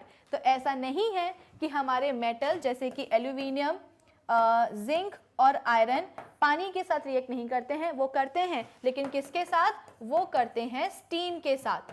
ठीक है, स्टीम के साथ तो वो रिएक्ट करेंगे, लेकिन बना क्या देंगे? बड़े नखरे हैं भाई इनके, बना तो वो देंगे क्या? इनके रिस्पेक्टिव ऑक्साइड, यानी कि Al2O3 प्लस हम बोलते हैं कि ZnO प्लस हम बोलते हैं क्या? Fe3O4 प्लस हाँ हाइड्रोजन गैस को इवॉल्व करवाना मत भूलना। ठीक है, तो एल्यूमिनियम ने, जिंक ने और आयरन ने स्टीम के साथ रिएक्ट करा, लेकिन क्या बनाया? अपने अपने रिस्पेक्टिव ऑक्साइड्स बना दिए, हाइड्रोक्साइड्स नहीं बनाए। हमारे पास जो इक्वेशन होती है, स्ट्रक्चरल इक्वेशन, उसमें हम यही सीखते हैं कि मेटल जब रिएक्ट करता है पानी के साथ तो वो बनाएगा मेटल हाइड्रोक्साइड और हाइड्रोजन गैस इवॉल्व करेगा। लेकिन इन तीनों को देखो जरा, इन तीनों को कोई मतलब ही नहीं है, इनको ना ठंडा पानी चाहिए ना गर्म पानी चाहिए, ये तो अपनी ही किसी दूसरे टेंजेंट पे जा रहे हैं। स्टीम के साथ क्या बना लेते हैं? ऑक्साइड बना लेते हैं और हाइड्रोजन गैस इवॉल्व कर लेते हैं। ठीक है, अच्छा, आपकी एनसीईआरटी में ना एक बड़ा ही सुंदर सा डायग्राम दिया गया है कि हम कैसे पता करें कि हमारे पास ये तीनों जो मेटल्स हैं, जब वो स्टीम के साथ रिएक्ट करते हैं तो कोई गैस इवॉल्व होती भी है या नहीं होती है, इसको हम कैसे पता करें? तो इसके लिए बहुत ही सुंदर सा एक डायग्राम दिया गया है हमारी एनसीईआरटी में। चलो उस डायग्राम को हम क्या कर लेते हैं, जल्दी से एक बार देख लेते हैं। तो हमने यहाँ पे क्या किया? हमने यहाँ पे ली है एक बढ़िया सी टेस्ट ट्यूब, बोल लो इसको। ठीक है, इस टेस्ट ट्यूब को हमने इस स्टैंड के साथ क्या करा है? कनेक्ट करके रखा हुआ है। ठीक है, टेस्ट ट्यूब के एक एंड पे हमने ग्लास वूल ली है। ठीक है, क्या लिया है? ग्लास वूल लिया है, और इस ग्लास वूल को हमने वाटर में भिगो करके रखा हुआ है। ठीक है, फिर इसके बाद में टेस्ट ट्यूब के बीच में हमने क्या करा है? मेटल का एक सैंपल रखा है, यानी कि आप बोल सकते हो कि मेटल का एक रिबन रखा हुआ है। सपोज यहाँ पे क्या रखा हुआ है? एल्यूमिनियम का ही रिबन रखा हुआ है, मेटल का एक छोटा सा टुकड़ा रखा हुआ है। ठीक है, फिर इसके बाद में इस टेस्ट ट्यूब का जो मुंह है वो हमने बंद किया हुआ है। किससे बंद किया है? एक कॉर्क से बंद किया है, लेकिन कॉर्क के अंदर हमने एक पतली सी ट्यूब फंसा करके रखी हुई है। अगर मैं कंक्लूड करना चाहूँ तो मैं ये बोल सकती हूँ कि ये जो टेस्ट ट्यूब है ये अंदर ही अंदर किससे कनेक्टेड है? ये जो आपको पतली सी ट्यूब नजर आ रही है जिसको हम कहते हैं डिलीवरी ट्यूब, उससे ये कनेक्टेड है। यानी कि इस मेटल और इस ग्लास वूल के अंदर जो पानी है, तो जो भी रिएक्शन होगा, जो भी चीज़ बनेगी, वो कहाँ जाएगी? अल्टीमेटली इस टेस्ट ट्यूब से इस डिलीवरी ट्यूब के अंदर ही जाएगी। क्यों? क्योंकि बाकी जो रास्ता है टेस्ट ट्यूब के माउथ वाला, उसको तो हमने बंद करके रखा है कॉर्क से। बस हमने क्या किया है? कॉर्क के अंदर एक डिलीवरी ट्यूब फंसा करके रखी हुई है, यानी कि हमारी जो टेस्ट ट्यूब है वो कनेक्टेड है किसके साथ? डिलीवरी ट्यूब के साथ। ठीक है, चल फिर इसके बाद में इस डिलीवरी ट्यूब को हमने कहाँ डाला हुआ है? इस डिलीवरी ट्यूब को हमने डाला हुआ है एक कंटेनर में। कंटेनर के अंदर क्या भरा हुआ है? पानी भरा हुआ है, और इस कंटेनर, पानी से भरे हुए कंटेनर में हमने क्या करा हुआ है? अलग से आप बोल सकते हो कि एक पलट के ग्लास का बीकर रखा हुआ है। तो हुआ क्या? इस ग्लास के बीकर में भी हम बोलते हैं कि पानी भर गया। ठीक है, तो कंटेनर रखा था हमने ग्लास का जिसमें कि पानी था, इसके ऊपर हमने एक ट्यूब रख दी, तो पानी जो है उस ट्यूब के अंदर एंटर कर गया। तो बेसिकली हमारी जो डिलीवरी ट्यूब है वो कहाँ जा रही है? इसी आप बोल सकते हो कि ट्यूब के, बड़ी वाली ट्यूब के कंटेनर के अंदर जा रही है। ठीक है, अब होगा क्या? सपोज आपने किसी मेटल का सैंपल लेकर के रखा था, कोई भी मेटल सैंपल ले सकते हो। सपोज आपने क्या लिया है? एल्यूमिनियम का एक रिबन लेकर के आपने रखा हुआ है। ठीक है, तो अब होगा क्या? जैसे ही आप यहाँ से जो बर्नर है वो चालू करोगे तो बर्नर की जो हीट है वो कहाँ जाएगी, टेस्ट ट्यूब के अंदर जाएगी। टेस्ट ट्यूब के अंदर इस वाले एंड पे कौन है, इस वाले एंड पे हम बोलते हैं कि ग्लास वूल है, जो कि किससे भीगी हुई है, पानी से भीगी हुई है। तो जैसे ही हीट एनर्जी जाएगी कहाँ, इस ग्लास वूल के अंदर, ग्लास वूल का जो पानी है वो क्या हो जाएगा, आप बोल सकते हो कि गर्म हो जाएगा। ठीक है, तो गर्म होने से, क्योंकि बेसिकली आप कर क्या रहे हो, बर्नर से आप हीट ही तो सप्लाई करो ना, तो हीट के जाने से क्या होगा, जो पानी होगा ग्लास वूल के अंदर वो गर्म होने लगेगा और उससे स्टीम बनने लगेगी। स्टीम अल्टीमेटली कहाँ पहुंचेगी, स्टीम हम बोलते हैं कि अल्टीमेटली पहुंचेगी इसी मेटल सैंपल के ऊपर, यानी कि एल्यूमिनियम के सैंपल के ऊपर। अब क्या होगा, हमारा जो एल्यूमिनियम है उसके पास क्या पहुंच रहा है, स्टीम पहुंच रहा है। भाई अगर हम ठंडा पानी पहुंचाते, अगर हम गर्म पानी पहुंचाते तो एल्यूमिनियम रिएक्शन शो नहीं करता, लेकिन यहाँ पे हमारे पास जो एल्यूमिनियम है उस तक हम क्या पहुंचा रहे हैं, स्टीम पहुंचा रहे हैं, तो एल्यूमिनियम यहाँ पे रिएक्शन शो करेगा। ठीक है, फिर क्या होगा, इस रिएक्शन से हम सबको पता है कि एल्यूमिनियम ऑक्साइड बनेगा, हाइड्रोक्साइड नहीं बनेगा, लेकिन हम बोलते हैं कि एक गैस इवॉल्व होगी या नहीं होगी, यही हमें देखना है। ठीक है, तो यहाँ पे हम बोलते हैं कि रिएक्शन हुई स्टीम और एल्यूमिनियम के बीच में। अब क्या हुआ कि इतना होने के बाद यहाँ पे ना हमको इस कंटेनर में पानी में कुछ बुलबुले बनते हुए नजर आए। क्या बोला मैंने कि जब हम बर्नर से हीट कर रहे थे ग्लास वूल को तो उससे स्टीम बनी, स्टीम पहुंची कहाँ, एल्यूमिनियम पर। ठीक है, अब कोई ना कोई रिएक्शन हुई होगी और इस रिएक्शन से क्या हुआ, दूसरी तरफ हमने देखा कि ये जो हमने ट्यूब फंसा करके रखी थी जिसमें पानी था, इसमें कुछ बुलबुले बन रहे हैं। तो इससे हमने क्या कंक्लूड किया कि डेफिनेटली स्टीम और एल्यूमिनियम के बीच में क्या हुई है, एक रिएक्शन हुई है जिसके कारण कोई गैस बनी है और यही गैस टेस्ट ट्यूब से निकल करके कहाँ पहुंची, इस डिलीवरी ट्यूब तक पहुंची और इसी डिलीवरी ट्यूब से होते होते होते हुए कहाँ पहुंची, इस बड़ी वाली ट्यूब के अंदर पहुंची जहाँ पे क्या था, पानी था। और पानी में बुलबुले क्यों बने, पानी में बुलबुले इसलिए बने क्योंकि वहां पे गैस पहुंची है ना, गैस वहां पे पहुंची है इसलिए पानी में बुलबुले बने, वरना पानी में बुलबुले क्यों बनते, कोई ना कोई गैस वहां पे पहुंची होगी। तो कंक्लूड हमने यही किया कि भाई जब एल्यूमिनियम और स्टीम आपस में रिएक्ट करते हैं तो भले ही ऑक्साइड बने लेकिन एक गैस भी इवॉल्व होती है। फिर क्या हुआ, अब जो गैस है वो पानी में सॉल्युबल तो होगी नहीं, वो हम बोलते हैं कि इस ट्यूब के ऊपर जाकर के इकट्ठा हो जाएगी। बाद में इस गैस को आप बोल सकते हो कि टेस्ट किया जाएगा, तो टेस्ट करने से पता चलेगा कि भैया ये जो गैस इवॉल्व हुई थी एल्यूमिनियम और स्टीम के रिएक्शन से, वो और कोई नहीं, वो है कौन, हाइड्रोजन गैस।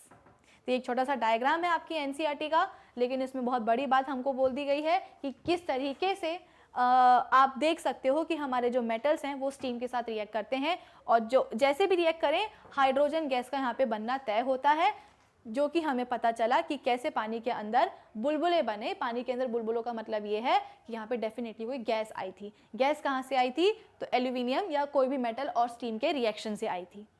ठीक है, आई होप इतना सभी बच्चों को समझ में आ गया होगा कि कैसे हम इस एक्सपेरिमेंट को, इस डायग्राम को अच्छी तरीके से समझ सकते हैं। ठीक है, अब जरा आ जाओ वापस से अपनी रिएक्शन के ऊपर। तो यहाँ पे हमारे पास ठंडा पानी था, गर्म पानी था, हमारे पास स्टीम था, सबसे हमने जो है मेटल्स को ट्रीट करवा करके देख लिया, एनसीईआरटी का डायग्राम भी समझ लिया। अब इसके बाद में एक और बारी आती है, आप बोलोगे कि मैम ये तो आप जितने भी मेटल्स बता रहे हो ये सब हाइड्रोजन के ऊपर आते हैं, हाइड्रोजन के नीचे आने वाले भी तो कुछ मेटल्स हैं, बल्कि हम तो कहते हैं लेड वगैरह हो गया, ठीक है, कॉपर हो गया, गोल्ड हो गया, सिल्वर हो गया, ये सब, इन सब मेटल्स का क्या होगा, क्या ये पानी के साथ रिएक्ट नहीं करेंगे? तो आपका जवाब होना चाहिए कि हाँ बिल्कुल रिएक्ट नहीं करेंगे, ना लेड करेगा, ना कॉपर करेगा, ना सिल्वर करेगा, ना गोल्ड करेगा।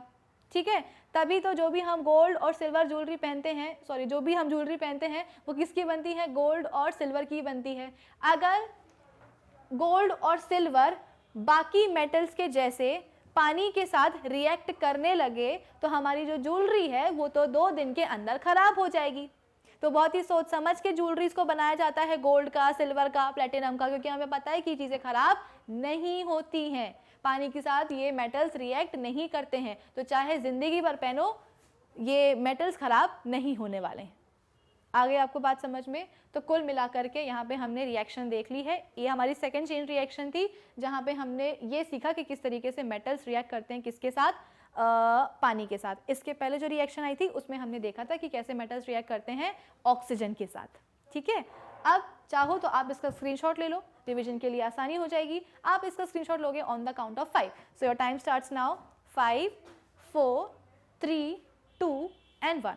चलो अब हम बात करते हैं अपनी नेक्स्ट चेन रिएक्शन की, ठीक है। अब ये जो हमारी नेक्स्ट चेन रिएक्शन है ये बेसिकली स्टार्ट कहाँ से हो रही है, ये हमारी रिएक्शन स्टार्ट होती है एक बहुत ही डाइल्यूट एसिड के साथ, और उस डाइल्यूट एसिड का नाम है क्या, डाइल्यूट H2SO4।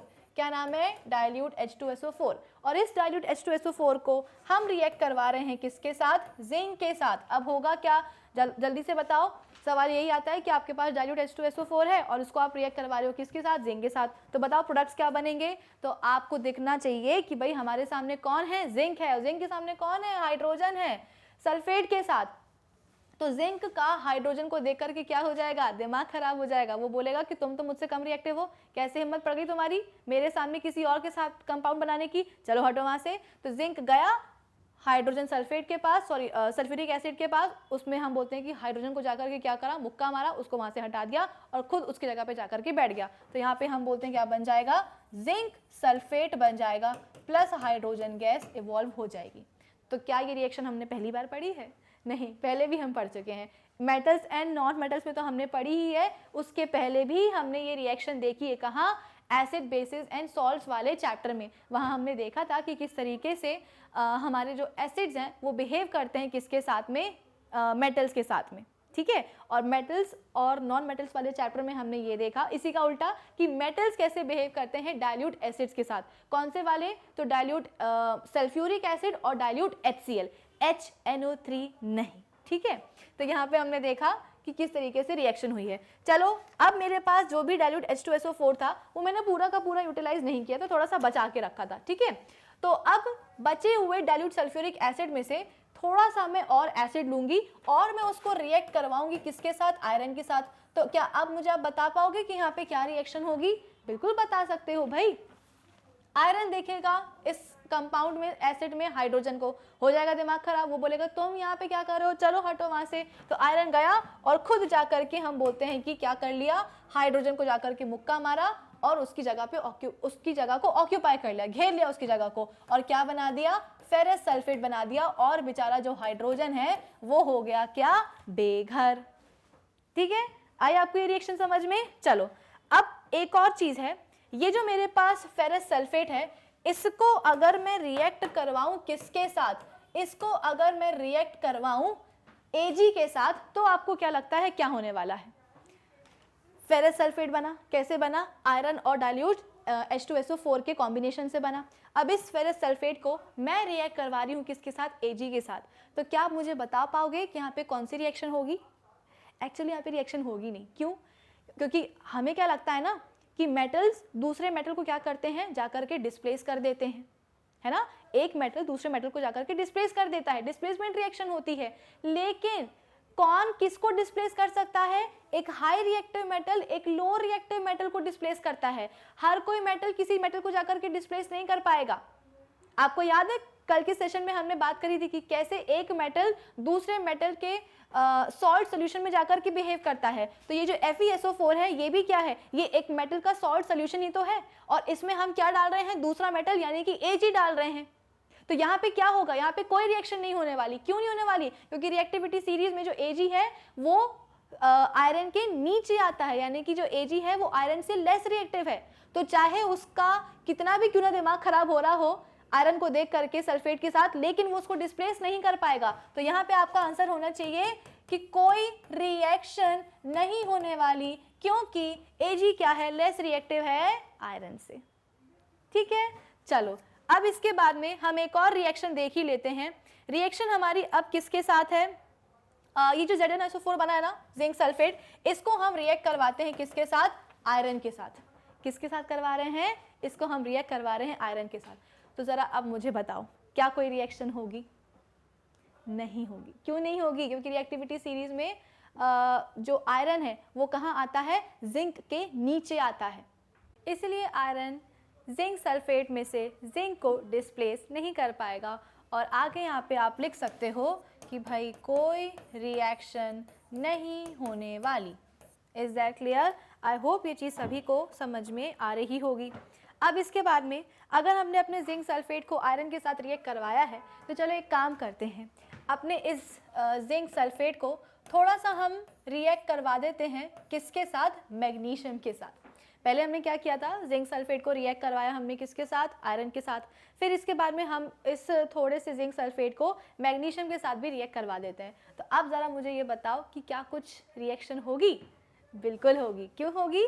क्योंकि मैग्नीशियम जो है रिएक्टिविटी सीरीज में जिंक के ऊपर आता है। इसका मतलब क्या कि मैग्नीशियम जिंक से ज़्यादा रिएक्टिव है। तो ये मेटल क्या करेगा? हमारा मैग्नीशियम मेटल जो कि ज़्यादा रिएक्टिव है, ये जाकर के दूसरे मेटल के सॉल्ट के सोल्यूशन में यानी कि जिंक सल्फेट सोल्यूशन में जाकर के जिंक को डिस्प्लेस कर देगा और खुद उसकी जगह पे जाकर के बैठ जाएगा। यानी कि यहाँ पे क्या बन जाएगा? यहाँ पे बन जाएगा मैग्नीशियम सल्फेट और बेचारा हमारा जिंक क्या हो जाएगा? बेघर हो जाएगा। ठीक है, आई होप ये चीज़ सभी को समझ में आ रही होगी कि हमारे मेटल्स किस तरीके से दूसरे मेटल सॉल्ट के सोल्यूशन में जाकर के बिहेव करते हैं।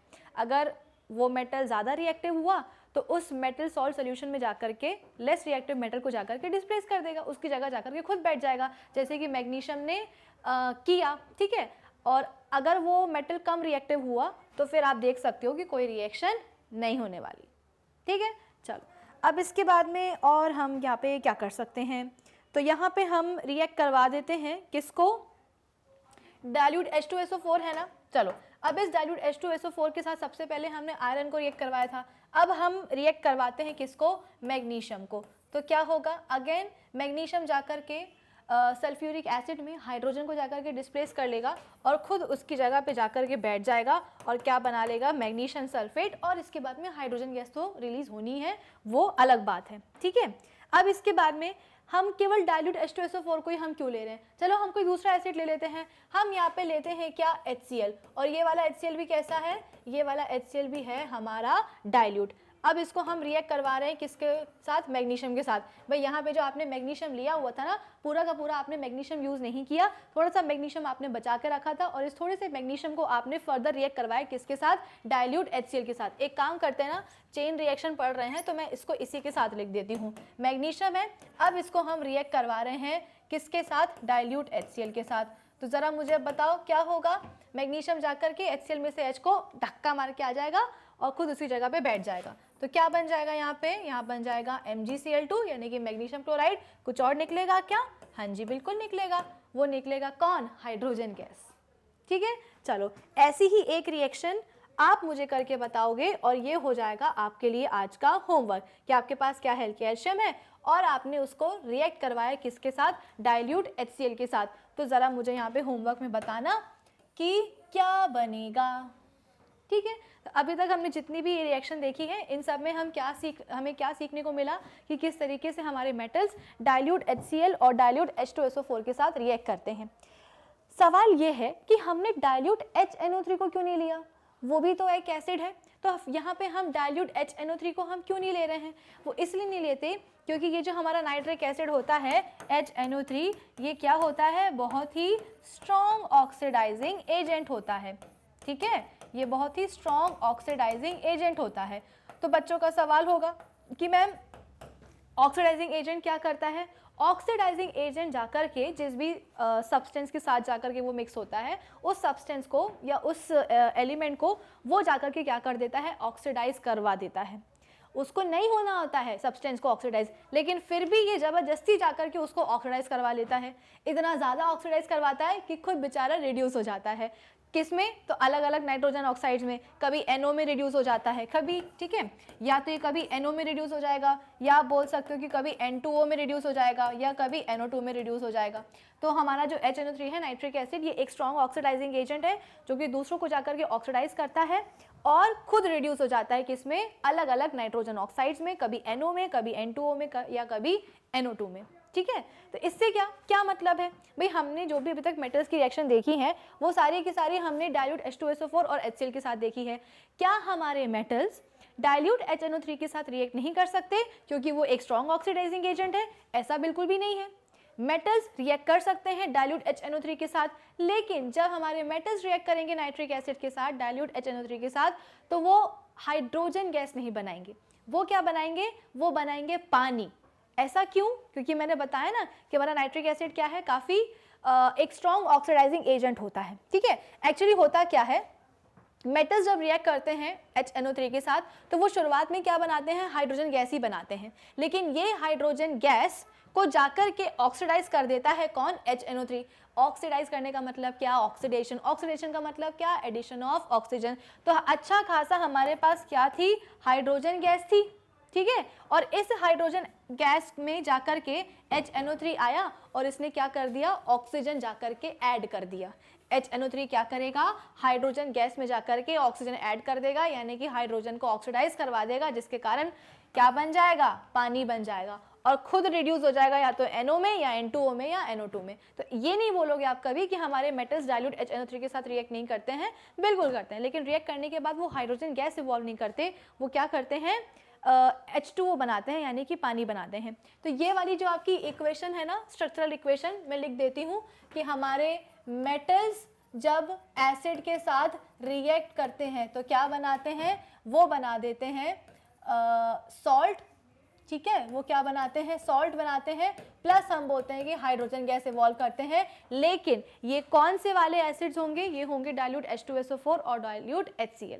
अगर हमारे मेटल्स HNO3 के साथ रिएक्ट करेंगे तो यहाँ पे हम बोलते हैं कि कुछ और ही बनेगा, हाइड्रोजन गैस इवॉल्व नहीं होगी। चलिए काम करते हैं ना, इससे रिलेटेड हम एक इक्वेशन को देख ही लेते हैं। सवाल ये भी आता है कि क्या कोई भी ऐसा मेटल नहीं है जिसके साथ कंबाइन होकर के HNO3 क्या करे, हाइड्रोजन गैस निकाले, नहीं, ऐसा नहीं है। दो मेटल्स हैं, कौन है, एक है हमारे पास मैग्नीशियम, उसको मैं हाईलाइट कर देती हूँ, एक है हमारे पास क्या, मैग्नीशियम, और दूसरा है कौन, मैंगनीज, दोनों MM वाले, ठीक है। तो ये दोनों MM यानी कि मैग्नीशियम और मैंगनीज ऐसे मेटल्स हैं जो कि बहुत ही डाइल्यूट HNO3 के सोल्यूशन के साथ जाकर के क्या कर सकते हैं, हाइड्रोजन गैस इवॉल्व करवा सकते हैं। बहुत ही डाइल्यूट मैंने क्यों बोला है, क्योंकि भाई जितना कम आप अपने सोल्यूशन में HNO3 लोगे उतनी कम उसकी ऑक्सीडाइजिंग पावर हो जाएगी। तो जितनी कम उसकी ऑक्सीडाइजिंग पावर होगी उतना ही आप बोल सकते हो कि वो हाइड्रोजन गैस को जाकर के ऑक्सीडाइज नहीं करवा सकता, और अगर हाइड्रोजन गैस ऑक्सीडाइज नहीं हुई तो वो H2 की फॉर्म में ही इवॉल्व हो जाएगी। तो ये क्वेश्चन आप हमेशा ध्यान रखना कि कौन से ऐसे मेटल्स हैं जो कि HNO3 के साथ रिएक्ट करके क्या बना सकते हैं, HNO3 के साथ जाकर के आप बोल सकते हो कि हाइड्रोजन गैस इवॉल्व कर सकते हैं। तो या तो मैग्नीज हो या मैग्नीशियम हो, किसके साथ, HNO3 के साथ, तो क्या बनेगा, हाइड्रोजन गैस बन जाएगी, ठीक है। तो यहाँ तक तो हमें चीज़ें समझ में आ रही हैं। अब इसके बाद में दो रिएक्शन और बची हैं, और वो दो रिएक्शन किसकी हैं, वो दो रिएक्शन हैं हमारे नॉन मेटल्स की, ठीक है। तो एक काम करते हैं, मैं यहाँ पे आपको लिख देती हूँ। सवाल ये आता है कि आपके पास है क्या सल्फर, आपके पास है क्या H2SO4, और ये भी कौन सा वाला है, ये है हमारा कॉन्सेंट्रेटेड H2SO4। तो ज़रा अब बताओ क्या होगा, तो आपको बताना पड़ेगा कि मैम यहाँ पे SO2 गैस निकलेगी, साथ ही साथ हम बोलते हैं कि पानी भी बन जाएगा। भाई हमारे जो नॉन मेटल्स होते हैं ना, वो बड़े शांत किस्म के होते हैं, उनको ना पानी से मतलब होता है, ठीक है, ना ही आप बोल सकते हो कि उनको स्टीम से मतलब होता है, ऐसा उनको है ना मोह माया से दूर होते हैं। लेकिन हाँ, अगर आपने नॉन मेटल्स को रिएक्ट करवाया किसके साथ, कॉन्सेंट्रेटेड एसिड के साथ, जैसे कि H2SO4 के साथ, तो SO2 गैस बन जाएगी, सल्फर डाइऑक्साइड, और पानी भी बन जाएगा। एक और रिएक्शन है आपकी NCERT की, आपके पास जो सल्फर है इसी को आप ट्रीट करवा रहे हो किसके साथ, कॉन्सेंट्रेटेड HNO3 के साथ, तो क्या होगा, अगेन हम बोलते हैं यहाँ पे क्या रिएक्शन बनेगी। अब आप मुझे ये भी बताओगे किसमें, होमवर्क में, कल पढ़ चुके हैं ना इसलिए होमवर्क दे रही हूँ, ठीक है। तो यहाँ पे आप मुझे रिएक्शन बताओगे कि जब H2SO4 सल्फर जब रिएक्ट करेगा किसके साथ, कॉन्सेंट्रेटेड नाइट्रिक एसिड के साथ, तो क्या रिएक्शन बनेगी, क्या प्रोडक्ट्स यहाँ पे मिलने वाले हैं। तो कुल मिलाकर के लिए आपके पास आज के लिए 3 होमवर्क हैं, ठीक है। पहला आपको मुझे ये बताना है कि सल्फर कैसे रिएक्ट करता है कॉन्सेंट्रेटेड HNO3 के साथ, फिर इसके बाद में आप मुझे ये बताओगे कि कैसे कैल्शियम रिएक्ट करेगा डाइल्यूट एसिड के साथ, और फिर अपना एक पुराना वाला होमवर्क कि कॉपर ऑक्साइड का कलर क्या होता है, ठीक है। चलो, तो अब यहाँ पे मुझे लगता है कि हमारी सारी चेन रिएक्शंस हो चुकी हैं, ठीक है। तो एक काम करते हैं, चेन रिएक्शंस को हम यहीं ख़त्म करते हैं। अब हम चलते हैं कहाँ, अपने प्रीवियस ईयर क्वेश्चंस के ऊपर। चेन रिएक्शन के थ्रू हमने क्या किया, आपकी NCERT बुक में Intex questions, exercise questions, examples में जितनी भी इक्वेशंस और केमिकल रिएक्शंस दी गई थी उन सबको हमने कवर कर लिया है। अब जल्दी से आ जाओ किसके ऊपर, प्रीवियस ईयर क्वेश्चंस के ऊपर। तो फर्स्ट क्वेश्चन क्या है, अच्छा ये एक डायग्राम भी देख लो, बड़ा अच्छा सा है ये, यहाँ पे जो है ना डिस्प्लेसमेंट रिएक्शन को बता रहा है। हमारे पास एक बीकर है, ये भी आपकी एनसीईआरटी का ही सवाल है, ठीक है। हमारे पास एक बीकर है, बीकर में हमने ये जो ब्लू कलर का आपको सोल्यूशन दिखाई दे रहा होगा लाइट ब्लू कलर का, ये किसका है, तो ये है कॉपर सल्फेट का ब्लू कलर का सोल्यूशन, ठीक है। तो आपको कलर याद रखना पड़ता है कि कॉपर सल्फेट का सोल्यूशन का कलर क्या होता है, तो वो होता है ब्लू कलर, ठीक है। अब इस ब्लू कलर के कॉपर सल्फेट के सोल्यूशन में हमने क्या करा है, एक कील उठा करके डाल दी है, एक आयरन नेल उठा करके डाल दी है। तो आयरन नेल उठाने मतलब इसमें रखने से होगा क्या, कुछ देर बाद जब आप इसको आकर के नोटिस करोगे तो आपको आप ये चीज़ ऑब्जर्व करोगे कि जो ब्लू कलर था कॉपर सल्फेट का, अब वो चेंज हो रहा है। और किस में चेंज हो रहा है, वो चेंज हो रहा है ग्रीन कलर में, ठीक है। हमारे पास ब्लू कलर का कॉपर सल्फेट का सोल्यूशन था, उसमें हमने कील डाल के रखी, थोड़ी देर बाद हमने जब इसको आकर के देखा, सपोज हमने एक दिन बाद आकर के इसको देख रहे हैं अपने पूरे सेटअप को, तो हमें दिखाई दे कि भाई कॉपर सल्फेट का ब्लू का जो कलर था उसका वो अब ग्रीन में चेंज हो गया है। तो ऐसा क्यों हुआ, तो देखो यहाँ पे चल क्या रहा था, कॉपर सल्फेट सोल्यूशन यहाँ पे आयरन नेल के साथ रिएक्ट कर रहा था। कील किसकी बनी होती है, आयरन की, तो यहाँ पे हमने लिख दिया Fe। अब अकॉर्डिंग टू जो हमारी रिएक्टिविटी सीरीज है उसमें हमें पता है कि जो आयरन है वो कॉपर के ऊपर आता है, तो आयरन क्या करेगा, कॉपर सल्फेट में जाकर के कॉपर को उसकी जगह से हटा देगा और खुद वहां पे आकर के बैठ जाएगा। तो वो क्या बन जाएगा, फेरस सल्फेट FeSO4, और बेचारा हमारा कॉपर क्या हो जाएगा, बेघर हो जाएगा, ठीक है। तो यहाँ पे जो सोल्यूशन अब ग्रीन कलर का हो रहा है, क्यों हो रहा है, क्योंकि फेरस सल्फेट बन चुका है वो, और फेरस सल्फेट का जो सोल्यूशन है वो ब्लू कलर का नहीं होता, वो कुछ इस तरीके का डर्टी ग्रीन टाइप का होता है। आप साथ में ये भी देखोगे कि जो कील है ना उसके ऊपर कुछ ब्राउन ब्राउन आकर के जमने लगा है। ब्राउन ब्राउन मतलब क्या, वो है कॉपर। कॉपर का ओरिजिनल कलर क्या होता है, ब्राउन होता है। तो आयरन नेल के ऊपर कॉपर आकर के जमने लगा है। क्यों जमने लगा है, उसको तो बेचारे को बेघर कर दिया ना, अब कहीं ना कहीं तो वो जाएगा, कहाँ जा रहा है, तो कील के ऊपर ही जाकर के डिपॉजिट हो रहा है। सॉर्टेड। चलो अब इसके बाद में नेक्स्ट हमारे पास क्या है, नेक्स्ट है हमारे पास पहला क्वेश्चन, ठीक है। ये क्या लिखा है, एक्सप्लेन कर लेना इसको, ठीक है। Explain the reactions of different matters with hot water, cold water and steam. ये सभी प्रीवियस ईयर क्वेश्चंस हैं। कोई 2018 में आया है, कोई 2014 में आया है, कोई 16 में आया है। तो ये सभी क्वेश्चंस को आपको बहुत केयरफुली पढ़ना है, बस पढ़ने वाली बात है। बाकी चैप्टर को तो हम रिवाइज कर चुके हैं, रिएक्शंस को हम अच्छी तरीके से याद कर चुके हैं। तो अब हमारे लिए सवालों को सॉल्व करना बिल्कुल भी मुश्किल नहीं है, बस क्वेश्चंस की जो लैंग्वेज है ना उसको आप थोड़ा सा पकड़ने की कोशिश करना, बाकी सब बनेगा। देखो इधर पे, explain the reactions of different metals with hot water, ठीक है। आपके पास मेटल को आप रिएक्ट करवा रहे हो किसके साथ, हॉट वाटर के साथ, कोल्ड वाटर के साथ और स्टीम के साथ। तो क्या हमने ये वाली रिएक्शंस नहीं देखी है, बिल्कुल देखी है, अभी तो देखी थी हमने। Give an example with a proper balanced equation, chemical equation. Name two metals which do not react with any form of matter. और हमको दो ऐसे भी मेटल्स के नाम बताने हैं जो कि वाटर के किसी भी फॉर्म के साथ रिएक्ट नहीं करते हैं। तो ज़रा दिमाग लगाओ, कौन से होंगे मेटल। बाकी क्वेश्चन जाए भाड़ में, इस पार्ट का जवाब तो हम आंख बंद करके दे सकते हैं, नींद में भी दे सकते हैं। कौन से होते हैं वो वाले दो मेटल्स जो कि पानी के साथ रिएक्ट नहीं करते हैं, ना ठंडे ना गर्म ना स्टीम। बताओ जल्दी, वही वाले मेटल्स जिनकी हम ज्वेलरी बनाते हैं, भाई गोल्ड और सिल्वर, है ना। तो गोल्ड और सिल्वर क्या है, ऐसे मेटल्स हैं जिनको पानी से कोई मतलब नहीं है। आप उनको बर्फ के साथ चिपका दो, आप उनको गर्म पानी के साथ चिपका दो, आप उनको स्टीम के साथ चिपका दो, कोई फर्क नहीं पड़ेगा, ठीक है। चलो, तो अब हमारे क्वेश्चन का सबसे इजी वाला पार्ट तो हमने कर लिया है, बाकी पार्ट भी देख लेते हैं। तो सबसे पहले हमने लिया है सोडियम मेटल, उसको हम रिएक्ट करवा रहे हैं कोल्ड वाटर के साथ।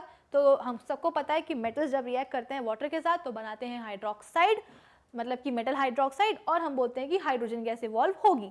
तो यहाँ पे भी हम बोलते हैं कि सोडियम हाइड्रोक्साइड बन गया, प्लस हम बोलते हैं कि हाइड्रोजन गैस इवॉल्व हो गई। फिर इसके बाद में अब हमने क्या लिया है, हॉट वाटर लिया है, और इस हॉट वाटर को हम रिएक्ट करवा रहे हैं किसके साथ, मैग्नीशियम हाइड्रोक्साइड के साथ, ठीक है। तो यहाँ पे आप लिख लेना क्या, मैग्नीशियम यहाँ पे आप लिख सकते हो क्या, मैग्नीशियम प्लस पानी जब होंगे रिएक्ट तो क्या बनेगा, मैग्नीशियम हाइड्रोक्साइड, प्लस हम बोलते हैं कि हाइड्रोजन गैस तो इवॉल्व होनी है। तो आपको यहाँ पे एक एक बेसिकली एग्जाम्पल देना है कि किस तरीके से मेटल्स कोल्ड, हॉट और स्टीम के साथ रिएक्ट करते हैं, ठीक है।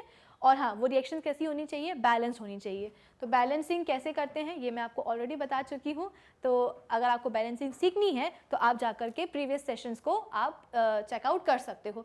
चलो, फिर इसके बाद में हमारे पास क्या है, स्टीम है। तो स्टीम में हमने सबसे पहले क्या डाल के रखा हुआ है, आयरन हमने लिया है, उसको हम रिएक्ट करवा रहे हैं किसके साथ, पानी के साथ, ठीक है। तो यहाँ पे क्या बन जाएगा, आयरन ऑक्साइड बनेगा, प्लस हम बोलते हैं कि हाइड्रोजन गैस इवॉल्व होगी। फिर इसके बाद में ये सब स्टीम के साथ रिएक्शन है। कभी आप बोल सकते हो कि FeO बन रहा है, ठीक है, कभी आप बोल सकते हो कि Fe2O3 बन रहा है, कभी आप बोल सकते हो कि Fe3O4। ये सब क्या है, आयरन के ऑक्साइड्स हैं। बेसिकली यहाँ पे आपको दिखाई दे रहा होगा कि आयरन के अलग अलग टाइप के ऑक्साइड बन रहे हैं। ऐसा क्यों हो रहा है, क्योंकि कभी हम बोलते हैं कि आयरन की, बेसिकली आयरन जो है ना वो अपनी अलग अलग वैलेंसीज जो है ना शो करता है, कभी वो 2 करेगा, कभी वो 3 करेगा। तो इसके कारण क्या होता है, आयरन की अलग अलग वैलेंसीज के कारण वो अलग अलग टाइप के ऑक्साइड्स बना देता है। तो इसको देख करके आप घबराना मत कि बाप रे यहाँ पे क्या लिखा हुआ है, आयरन तो कभी FeO बना रहा है, कभी Fe2O3, कभी Fe3O4। तो कोई घबराने की बात नहीं है, अलग अलग वैलेंसीज के कारण अलग अलग ऑक्साइड बन जाते हैं, ठीक है। तो अगर आप एग्जाम में केवल ये वाली रिएक्शन भी लिख के आओगे ना तो भी आप बिल्कुल सही लिखोगे, ठीक है। तो स्टीम के साथ अगर आपको रिएक्शन करानी है तो आप कौन कौन से मेटल्स लोगे, एल्यूमिनियम लोगे, जिंक लोगे और आयरन लोगे। और अगर हॉट वाटर के साथ करवानी है तो मैग्नीशियम लोगे, कोल्ड वाटर के साथ करवानी है तो सोडियम, पोटेशियम और कैल्शियम ले लेना, ठीक है। चलो, फिर इसके बाद में the increasing order of reactivity of these metals is, सबसे ज़्यादा रिएक्टिव कौन है, सोडियम, उससे कम है मैग्नीशियम और सबसे कम है कौन, आयरन। तभी तो स्टीम के साथ करवाना पड़ रहा है। और गोल्ड और सिल्वर क्या है, ये तो हमने पहले कर लिया था कि गोल्ड और सिल्वर ऐसे मेटल्स होते हैं जिनको पानी के किसी भी फॉर्म के साथ आप रिएक्ट करवा लो, कोई असर नहीं पड़ने वाला है। चलो, अब इसके बाद में हम बात करते हैं अपने नेक्स्ट क्वेश्चन की। Write any 2 properties of ionic compounds. Show the formation of aluminum chloride by the transfer of electrons between the atoms. Atomic number of aluminum and chlorine are 13 and 7 respectively. तो basically यहाँ पे हमको ionic compounds की 2 properties के बारे में पूछा जा रहा है। ionic compounds क्या होते हैं, these are those compounds जो कि किसके बने होते हैं, आयंस के बने होते हैं। आयंस ही क्या कर लेते हैं, एक दूसरे के साथ आप बोल सकते हो कि ज्वाइन कर जाते हैं, और ज्वाइन करते करते करते करते वो क्या बना लेते हैं, एक बड़ा सा कंपाउंड बना लेते हैं। एक सबसे फेमस कंपाउंड कौन सा है जो कि हम डेली बेसिस पे यूज करते हैं आयनिक कंपाउंड, वो है और कोई नहीं बल्कि सोडियम क्लोराइड। सोडियम क्लोराइड भी क्या है, एक आयनिक कंपाउंड है जिसको हम डेली बेसिस पे रोज के रोज यूज करते हैं, अपनी बॉडी के अंदर तक लेते हैं, ठीक है। तो बेसिकली आयंस क्या होते हैं, कल भी मैंने आपको समझाया था कि हमारे पास एटम्स हैं, एक एटम है हमारे पास, ठीक है। तो अगर उस एटम के ऊपर पॉजिटिव चार्ज आ जाएगा तो भी वो क्या कहलाएगा, आयन कहलाएगा। अगर उसके ऊपर नेगेटिव चार्ज आ गया तो भी वो क्या कहलाएगा, आयन कहलाएगा। पॉजिटिव चार्ज क्यों आता है, इनिशियली हमारे पास जो न्यूट्रल एटम होता है उसमें नंबर ऑफ इलेक्ट्रॉन्स और नंबर ऑफ प्रोटॉन्स हम बोलते हैं कि बराबर होते हैं। अगर कभी ऐसा हुआ कि किसी एटम ने नंबर ऑफ इलेक्ट्रॉन्स, कुछ नंबर ऑफ इलेक्ट्रॉन्स या मिनिमम एक इलेक्ट्रॉन को अगर उसने लूज कर दिया है तो नंबर ऑफ इलेक्ट्रॉन्स कम हो जाएंगे एटम्स में, पॉजिटिव चार्ज बढ़ जाएगा एटम के ऊपर, तो एटम के ऊपर आ जाएगा पॉजिटिव चार्ज, वो बन जाएगा आयन। कौन सा वाला आयन, कैटायन। कभी एटम ने ऐसा किया कि एक इलेक्ट्रॉन कहीं से वो लेकर के आ गया, न्यूट्रल एटम था, number of electrons and number of protons कैसे थे, बराबर बराबर थे, लेकिन कहीं से वो एक इलेक्ट्रॉन लेकर के आ गया एटम, तो नंबर ऑफ इलेक्ट्रॉन्स बढ़ गए, पॉजिटिव चार्ज कम हो गया, इलेक्ट्रॉन के ऊपर नेगेटिव चार्ज आ गया, तो एटम बन गया क्या, नेगेटिवली चार्ज। तो वो नेगेटिवली चार्ज एटम क्या कहलाएगा, आयन कहलाएगा। कौन सा वाला आयन, एन आयन। तो आयन 2 टाइप के होते हैं, कैटायन और एनायन, ठीक है।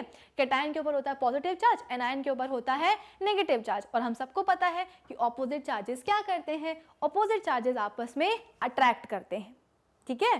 तो जैसे कि एग्जाम्पल ले लेते हैं, देखो जब भी सवाल आता है ना कि क्या जरूरत पड़ गई किसी एटम को इलेक्ट्रॉन को गेन करने की या इलेक्ट्रॉन को लूज करने की, तो ये पूरा खेल किसका होता है, स्टेबिलिटी का होता है, ठीक है।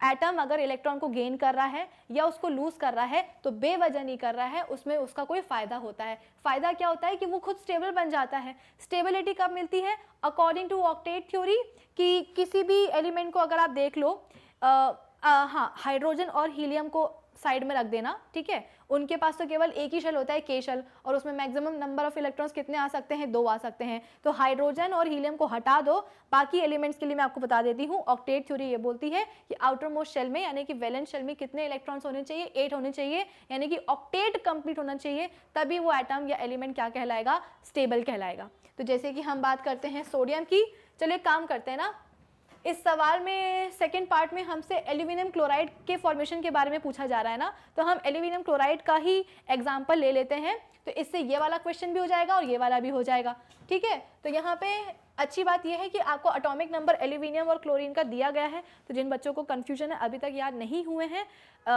एटॉमिक नंबर, तो उनके लिए अच्छा है। लेकिन हाँ, मेरी तो आपसे यही सजेशन है आप सभी को कि एटॉमिक नंबर आपको याद होने चाहिए। क्लास 9th में तो हम जो फर्स्ट 20 एलिमेंट्स हैं, हम फर्स्ट 20 एलिमेंट्स के एटॉमिक नंबर्स को याद करके आते हैं, उनके एटॉमिक मासेस को याद करके आते हैं। अब जब आप 10th में आ गए हो, बोर्ड एग्जाम्स देने वाले हो, तो आपको एलिमेंट्स के एटॉमिक नंबर पता होने चाहिए, ठीक है। चलो, तो हमारे पास क्या है, एल्यूमिनियम, इसका एटॉमिक नंबर क्या है, एल्यूमिनियम का एटॉमिक नंबर है कितना, 13, तो इसका इलेक्ट्रॉनिक कन्फिगरेशन कितना हो जाएगा, 283, है ना। यानी कि इसका जो आउटर मोस्ट शेल है उसमें कितने इलेक्ट्रॉन्स हैं, 3 इलेक्ट्रॉन्स हैं, होने कितने चाहिए, 8 हैं, कितने, 3, यानी कि कितने इलेक्ट्रॉन्स की कमी है, 5 इलेक्ट्रॉन्स की कमी है। तो एल्यूमिनियम एटम के लिए आपको क्या लगता है कि एक एल्यूमिनियम एटम को 5 इलेक्ट्रॉन्स लेना उसके लिए आसान होगा क्या, 1 ले लिया, 2 ले लिया, 3 ले लिया, 4 ले लिया, 5 ले लिया, नहीं, ये बहुत मुश्किल होता है। 5 इलेक्ट्रॉन्स को लेने में ना बहुत मेहनत लगती है। तो इससे अच्छा क्या होगा, एल्यूमिनियम एटम बोलेगा कि अरे चलो छोड़ो, 3 इलेक्ट्रॉन्स के कारण हमारी स्टेबिलिटी जा रही है ना, जाओ हमने अपना बड़ा दिल रख करके इन 3 इलेक्ट्रॉन्स को अपने आप से बाहर निकाल दिया। तो अब आउटर मोस्ट शेल के 3 इलेक्ट्रॉन्स पूरे के पूरे बाहर चले गए, बचा कौन। अब जब ये इस शेल में इलेक्ट्रॉन्स ही नहीं है, तो वो काय का शेल, नेक्स्ट शेल जो होगा जिसमें 8 इलेक्ट्रॉन्स है, वो बन जाएगा क्या, अब आउटर मोस्ट शेल। तो अकॉर्डिंग टू ऑक्टेट थ्योरी, वो वाले एलिमेंट्स जिनके आउटर मोस्ट शेल में 8 इलेक्ट्रॉन्स होते हैं, जिनका ऑक्टेट कंप्लीट रहता है, वही क्या हो जाते हैं, स्टेबल हो जाते हैं। तो इधर पे क्या हुआ, इधर पे हम बोलते हैं कि एल्यूमिनियम एटम का अब 3 इलेक्ट्रॉन्स को लूज करने के बाद में ऑक्टेट कंप्लीट हो गया है, तो अब एल्यूमिनियम एटम क्या बन जाएगा, स्टेबल। तो ये पूरा खेल किसका होता है, स्टेबिलिटी का होता है। एटम को इलेक्ट्रॉन गेन या लूज करने में मजे नहीं आती है, उसको स्टेबिलिटी चाहिए होती है, इसलिए करना पड़ता है, क्या करें, ठीक है। तो यहाँ पे हम बोलते हैं कि अब ये बन जाएगा क्या, Al3 पॉजिटिव। 3 पॉजिटिव क्या बता रहा है कि 3 इलेक्ट्रॉन्स को लूज करके पॉजिटिव चार्ज आया है, यानी कि कैटायन बना है।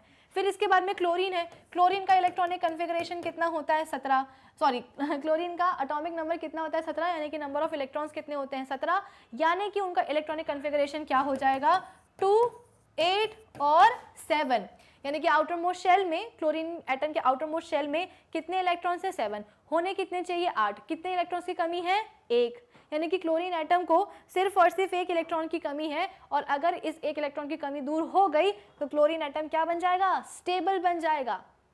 तो क्लोरीन एटम के पास बहुत अच्छा ऑप्शन है कि वो कहीं से तो 1 इलेक्ट्रॉन को क्या कर ले, उसकी 1 इलेक्ट्रॉन के कहीं से वो जुगाड़ बिठा ले ताकि वो स्टेबल बन जाए, ठीक है। तो जब इस क्लोरीन एटम के ऊपर क्या आएगा, 1 इलेक्ट्रॉन एक्स्ट्रा आ जाएगा, तो नेगेटिव चार्ज जो है क्लोरीन एटम के ऊपर बढ़ जाएगा। तो यहाँ पे आप बोल सकते हो कि अब ये किसकी तरह बिहेव करेगा, एक आयन की तरह। कौन सा वाला आयन, नेगेटिव आयन, यानी कि एन आयन। तो Cl नेगेटिव बन जाएगा एटम।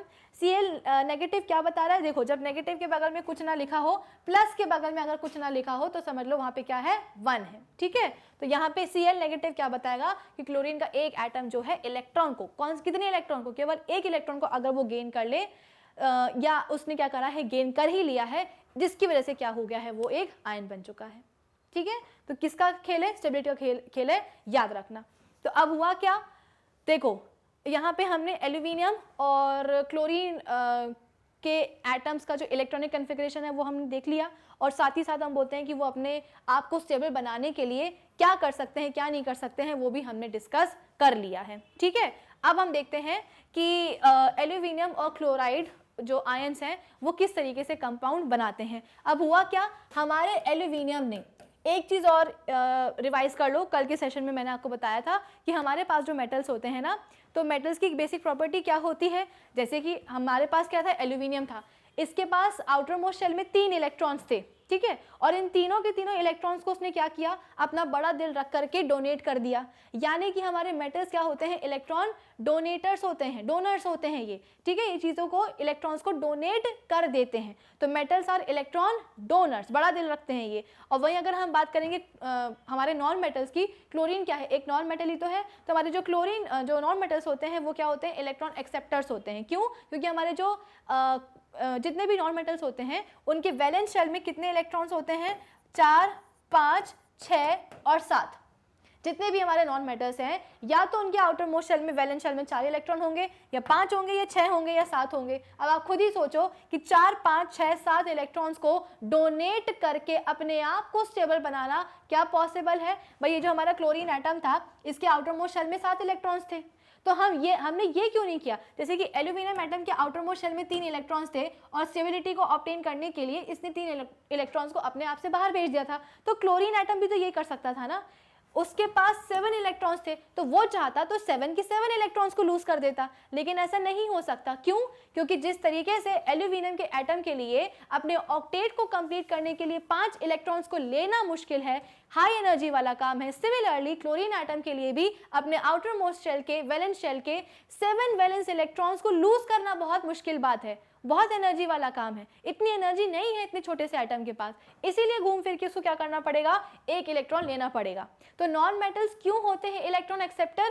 क्योंकि उनके आउटर मोस्ट शेल में वैलेंस शेल में 4, 5, 6 या 7 वैलेंस इलेक्ट्रॉन्स होते हैं जिनको लूज करना वो अफोर्ड नहीं कर सकते हैं, इसलिए उनके पास कोई ऑप्शन नहीं रह जाता है और अल्टीमेटली वो इलेक्ट्रॉन्स को गेन करते हैं, कहीं से जुगाड़ बनाते हैं इलेक्ट्रॉन्स की। इसलिए non metals are electron acceptors. और हमारे जो मेटल्स होते हैं उनके वैलेंस शेल में नंबर ऑफ इलेक्ट्रॉन्स कितने होते हैं? 1, 2 और 3। ठीक है, मेटल्स के वैलेंस शेल में कितने इलेक्ट्रॉन्स होते हैं? 1, 2 और 3। तो उनके लिए इलेक्ट्रॉन्स को लूज करना आप बोल सकते हो कि ईजी रहता है, उनके लिए गेन करना मुश्किल है लेकिन लूज करना आसान है। इसलिए हमारे मेटल्स क्या हो जाते हैं? मेटल्स होते हैं हमारे इलेक्ट्रॉन डोनर्स। ठीक है, तो देखो एल्यूमिनियम के पास कितने एक्स्ट्रा इलेक्ट्रॉन्स थे? 3 एक्स्ट्रा इलेक्ट्रॉन्स थे ना, तो एक उसने दे दिया, दूसरा दे दिया। चलो इसको हम ऐसे लिख लेते हैं, एक ये हो गया, एक ये हो गया और एक ये। तो एल्यूमिनियम मैंने बीच में लिखा है और इस पे जो मैंने यहाँ पे 3 डॉट्स बनाए हैं, ये 3 डॉट्स क्या हैं? ये 3 डॉट्स हैं एल्यूमिनियम एटम के आउटर मोस्ट शेल के इलेक्ट्रॉन्स यानी कि वैलेंस इलेक्ट्रॉन्स, जिसको कि एल्यूमिनियम एटम बैठा हुआ है डोनेट करने के लिए। ठीक है, तो यहाँ पे हुआ क्या? सपोज यहाँ पे अब आ चुके हैं कौन? Chlorine atom. ठीक है, तो एक क्लोरीन एटम आया, उसको क्या करना है? चलो उसके भी हम इलेक्ट्रॉन्स को बना ही देते हैं। तो क्लोरीन एटम के इलेक्ट्रॉन्स को हम बना रहे हैं किससे? स्टार से। डॉट कौन है? एल्यूमिनियम के एटम, डॉट कौन है? एल्यूमिनियम के इलेक्ट्रॉन्स हैं और स्टार क्या है? स्टार है क्लोरीन के इलेक्ट्रॉन्स। तो क्लोरीन के वैलेंस शेल में इलेक्ट्रॉन्स कितने होते हैं? 7 होते हैं ना, यहाँ तो हमने केवल 6 बनाए हैं, चलो हम एक और बना लेते हैं। ठीक है, तो क्लोरीन को अपने ऑक्टेट को कंप्लीट करने के लिए एक और इलेक्ट्रॉन चाहिए है, तो क्या करेगा? ये वाला जो क्लोरीन का एटम है ये जाकर के एल्यूमिनियम एटम का जो ये इलेक्ट्रॉन है ना, इससे जाकर के मिल जाएगा। ठीक है, हुआ क्या कि एल्यूमिनियम का एटम का एक जो इलेक्ट्रॉन है वैलेंस इलेक्ट्रॉन, उससे जाकर के क्लोरीन का जो एटम है वो जाकर के कंबाइन हो जाता है, यानी कि एल्यूमिनियम एटम ने एक वैलेंस इलेक्ट्रॉन दिया तो उसको जाकर के एक्सेप्ट कर लिया किसने? क्लोरीन ने, क्लोरीन के एक एटम ने। अब क्लोरीन के एटम में कितने नंबर ऑफ इलेक्ट्रॉन्स है उसके आउटर मोस्ट शेल में, वो जरा देख लें हम। तो 1, 2, 3, 4, 5, 6, 7 और 8 हो गया ऑक्टेट कंप्लीट। ठीक है, चलो अब लेकिन अभी भी एल्यूमिनियम के पास 2 वैलेंस इलेक्ट्रॉन्स और हैं जिसको कि वो देना चाहता है। तो अब ये दूसरे वाले इलेक्ट्रॉन को कौन लेगा? कोई बात नहीं, दूसरे वाले इलेक्ट्रॉन को रेड से बनाते हैं। दूसरे वाले इलेक्ट्रॉन को कौन लेगा? दूसरे वाले इलेक्ट्रॉन को दूसरा क्लोरीन का एटम ले लेगा। तो 1, 2, 3, 4, 5, 6, 7। तो यहाँ पे हम बोलते हैं कि दूसरे क्लोरीन ने जाकर के एल्यूमिनियम का दूसरा इलेक्ट्रॉन भी ले लिया। ठीक है, तो एल्यूमिनियम के 3 इलेक्ट्रॉन्स में से 2 इलेक्ट्रॉन्स को दो मतलब एक क्लोरीन एटम ने ले लिया। अब बचा क्या? अब भी एल्यूमिनियम का एक इलेक्ट्रॉन बचा है, तो उसको कौन लेगा? गेस करो, उसको भी लेने वाला कौन है? यहाँ पे क्लोरीन का तीसरा एटम है। ठीक है, तो 1, 2, 3, 4, 5, 6 और ये 7। तो क्लोरीन के वैलेंस शेल में कितने इलेक्ट्रॉन्स हैं? उसके इलेक्ट्रॉनिक कन्फिगरेशन को देख के समझ में आ रहा है 7 है। कितने और चाहिए? एक इलेक्ट्रॉन और चाहिए ऑक्टेट को कंप्लीट करने के लिए। तो अब क्लोरीन एटम क्या करेगा? ये वाला क्लोरीन एटम दूसरे मतलब आप बोल सकते हो कि एल्यूमिनियम के एटम का जो एक इलेक्ट्रॉन बचा हुआ है उसको आकर के ले लेगा। तो कुल मिलाकर के अगर हम यहाँ पे देखें तो एल्यूमिनियम की भी आप बोल सकते हो कि उसका भी ऑक्टेट कंप्लीट हो गया। कैसे? 3 इलेक्ट्रॉन्स उसके पास वैलेंस शेल में थे, तीनों के तीनों उसने लूज कर दिए, तो अब उसके पास जो नेक्स्ट आउटर मोस्ट शेल आया उसमें ऑक्टेट कंप्लीट है। ठीक है, क्लोरीन, जितने भी क्लोरीन एटम्स हैं सबका ऑक्टेट कंप्लीट हो गया है, तो कुल मिलाकर के एल्यूमिनियम एटम भी स्टेबल हो गया है और तीनों के तीनों क्लोरीन एटम्स भी आपस में आप बोल सकते हो कि स्टेबल हो चुके हैं। लेकिन स्टेबल कैसे हुए हैं, तो एक दूसरे के इलेक्ट्रॉन्स को या तो किसी ने दिया है या किसी ने लिया है, यानी कि बेसिकली यहाँ पे आयंस का फॉर्मेशन हुआ है। भाई एल्यूमिनियम तीन इलेक्ट्रॉन्स को लूज करेगा तो वो भी तो क्या बनेगा, आयन बनेगा। क्लोरीन के तीनों एटम्स क्या करेंगे, एक एक इलेक्ट्रॉन को लेंगे तो वो भी क्या करेंगे, आयन बन जाएंगे कि नहीं बन जाएंगे। तो यहाँ पे हम बोलते हैं कि एल्यूमिनियम आयन बन गया है, यहाँ पे हम बोलते हैं कि क्लोराइड आयंस बन गए हैं। तो एक एल्यूमिनियम का एटम फर्दर 3 क्लोरीन के एटम के साथ जुड़ा हुआ है, यानी कि यहाँ पे कौन सा कंपाउंड बन गया है, यहाँ पे बन गया है AlCl3। एक एल्यूमिनियम का एटम 3 क्लोरीन के एटम से क्या है, बॉन्डेड है। ठीक है, कौन सा कंपाउंड बन गया, AlCl3। और इसी के फॉर्मेशन की प्रोसेस हमसे पूछी गई थी इस क्वेश्चन के सेकंड पार्ट में कि show the formation of aluminium chloride by the transfer of electrons. यहाँ पे इलेक्ट्रॉन्स के ट्रांसफर हुआ है। देखो कभी कभी इलेक्ट्रॉन्स की शेयरिंग भी होती है और कभी कभी इलेक्ट्रॉन्स को कंप्लीटली ट्रांसफर किया जाता है। शेयरिंग मतलब क्या कि जैसे कि 2 एटम्स हैं, दोनों एटम्स क्या कर रहे हैं, कुछ इलेक्ट्रॉन्स को शेयर कर रहे हैं। ये वाला एटम भी सेम इलेक्ट्रॉन्स को यूज कर रहा है, उसका पड़ोसी वाला एटम भी सेम इलेक्ट्रॉन के पेयर को यूज कर रहा है। लेकिन यहाँ पे हम बात कर रहे हैं एल्यूमिनियम क्लोराइड के फॉर्मेशन की, तो वो कैसे हो रहा है, इलेक्ट्रॉन्स की शेयरिंग से हो रहा है। एल्यूमिनियम पूरे तरीके से जो भी उसके पास 3 इलेक्ट्रॉन्स थे वो लूज कर रहा है, वो दे रहा है। ऐसा नहीं कि इलेक्ट्रॉन्स जो एल्यूमिनियम है वो अपने इलेक्ट्रॉन्स क्लोरीन के साथ शेयर कर रहा है, पूरा का पूरा क्या कर रहा है, वो डोनेट कर रहा है। और क्लोरीन एटम्स भी क्या कर रहे हैं, वो पूरे के पूरे इलेक्ट्रॉन्स को ले रहे हैं अपने अंदर। ऐसा नहीं है कि वो किसी एल्यूमिनियम के एटम के साथ जो है ना इलेक्ट्रॉन्स को शेयर कर रहे हैं। तो यहाँ पे इलेक्ट्रॉन्स का क्या हो रहा है, ट्रांसफर हो रहा है, शेयरिंग नहीं हो रही है। तो यहाँ पे मैंने आपको इस क्वेश्चन का सेकंड पार्ट एक्सप्लेन कर दिया कि कैसे एल्यूमिनियम क्लोराइड का फॉर्मेशन होगा। अब इसके बाद में आ जाओ फर्स्ट वाले पार्ट पे कि right any 2 properties of ionic compounds. तो हाँ, हमने शुरू कहाँ से किया था, हमने शुरू किया था अपने एल्यूमिनियम क्लोराइड के एग्जांपल से। तो ये जो आपके पास कंपाउंड आया है एल्यूमिनियम क्लोराइड, ये क्या है, ये भी तो एक आयनिक कंपाउंड ही तो है। क्यों है आयनिक कंपाउंड, क्योंकि ये आयन से मिलकर बना है। यहाँ पे हमारे पास एल्यूमिनियम आयन था, ठीक है, हमारे पास क्या था, एक एल्यूमिनियम आयन था, प्लस हम बोलते हैं कि हमारे पास यहाँ पे 3 क्लोराइड आयंस थे। तो ये आयंस मिलके क्या बना रहे हैं, एक आयोनिक कंपाउंड बना रहे हैं। आयोनिक कंपाउंड मतलब क्या, जो कि मिलके बनता है आयन से।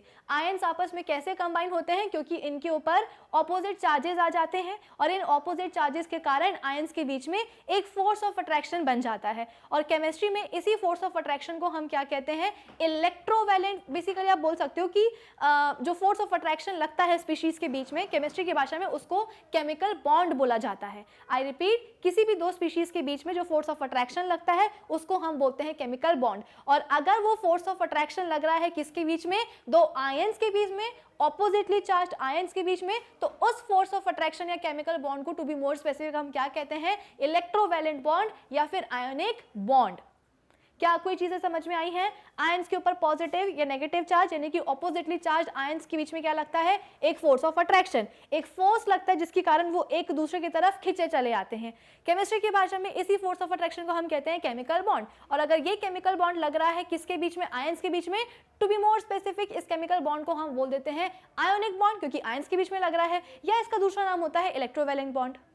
ठीक है, तो आयनिक कंपाउंड्स की 2 प्रॉपर्टीज क्या होंगी, तो सबसे पहले तो मोस्टली जो हमारे आयनिक कंपाउंड्स होते हैं वो अपने हार्ड क्रिस्टलाइन आप बोल सकते हो कि सॉलिड्स के फॉर्म में नेचर में एग्जिस्ट करते हैं। ठीक है, हमारे जो जैसे कि अपना वो कॉमन सॉल्ट नमक है, वो भी तो आपको क्रिस्टलाइन सॉलिड के फॉर्म में ही दिखता है ना अपने अपने घरों में। तो जितने भी हमारे वो होते हैं ना आयनिक कंपाउंड्स, वो सभी के सभी अपने हार्ड क्रिस्टलाइन सॉलिड्स के फॉर्म में नेचर में एग्जिस्ट करते हुए आपको मिलेंगे। फिर इसके बाद में दूसरी प्रॉपर्टी क्या होगी कि इनके ऊपर जो इनका जो मेल्टिंग और बॉइलिंग पॉइंट होता है किसका, आयनिक कंपाउंड्स का, वो क्या होता है, काफी ज्यादा होता है, हाई होता है। क्यों भाई, मेल्टिंग पॉइंट मतलब क्या कि जिस टेम्परेचर पे आकर के आपका जो कंपाउंड है वो मेल्ट कर जाए। बॉइलिंग पॉइंट मतलब क्या कि एक ऐसा टेम्परेचर जहाँ पे आकर के आपका सब्सटेंस या जो भी आपके पास कंपाउंड है XYZ वो क्या करने लग जाए, बॉइल करने लग जाए। जैसे कि पानी का बॉइलिंग पॉइंट कितना होता है 100 डिग्री सेल्सियस टेम्परेचर। अगर आप पानी का टेम्परेचर 100 डिग्री तक ले आओगे, सेल्सियस तक ले आओगे, तो वो बॉईल करने लगेगा, ठीक है ना।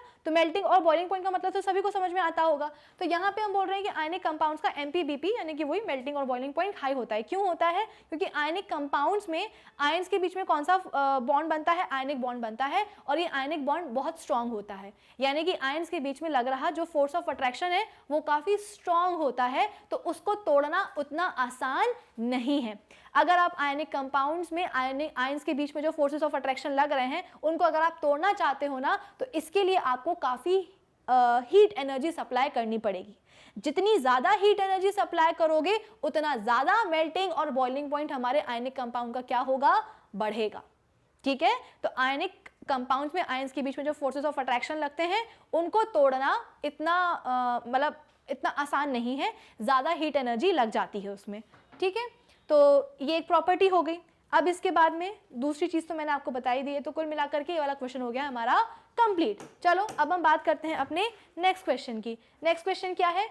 P, Q and R are three elements which undergo chemical reactions according to the following equations। हमारे पास P है, हमारे पास Q है और हमारे पास R एलिमेंट है, और इन तीनों के बीच में क्या क्या रिएक्शन चल रही है वो आपको यहाँ पे बताया गया है। फिर इसके बाद में हमें इन तीनों सवालों के जवाब देने हैं। which element is most reactive, which element is least reactive, state the type of reaction listed above। मेरे ख्याल से अपन ने पहले भी एक ऐसा सवाल किया हुआ है, तो मुझे लगता है कि ये वाला सवाल हम आसानी से कर सकते हैं। देखो पहली रिएक्शन में क्या हो रहा है? पहली रिएक्शन में जो P एलिमेंट है वो अपने ऑक्साइड के फॉर्म में प्रेजेंट है ना। P2O3 का मतलब क्या है कि P एलिमेंट अपने ऑक्साइड के साथ प्रेजेंट है, ठीक है ना। मतलब कि P एलिमेंट का यहाँ पे ऑक्साइड है, ठीक है। इस P एलिमेंट के ऑक्साइड को हम रिएक्ट करवा रहे हैं किसके साथ? Q एलिमेंट के साथ। तो हुआ क्या? Q ने जाकर के P को धक्का मार दिया और खुद उसकी जगह पे जाकर के बैठ गया, है ना।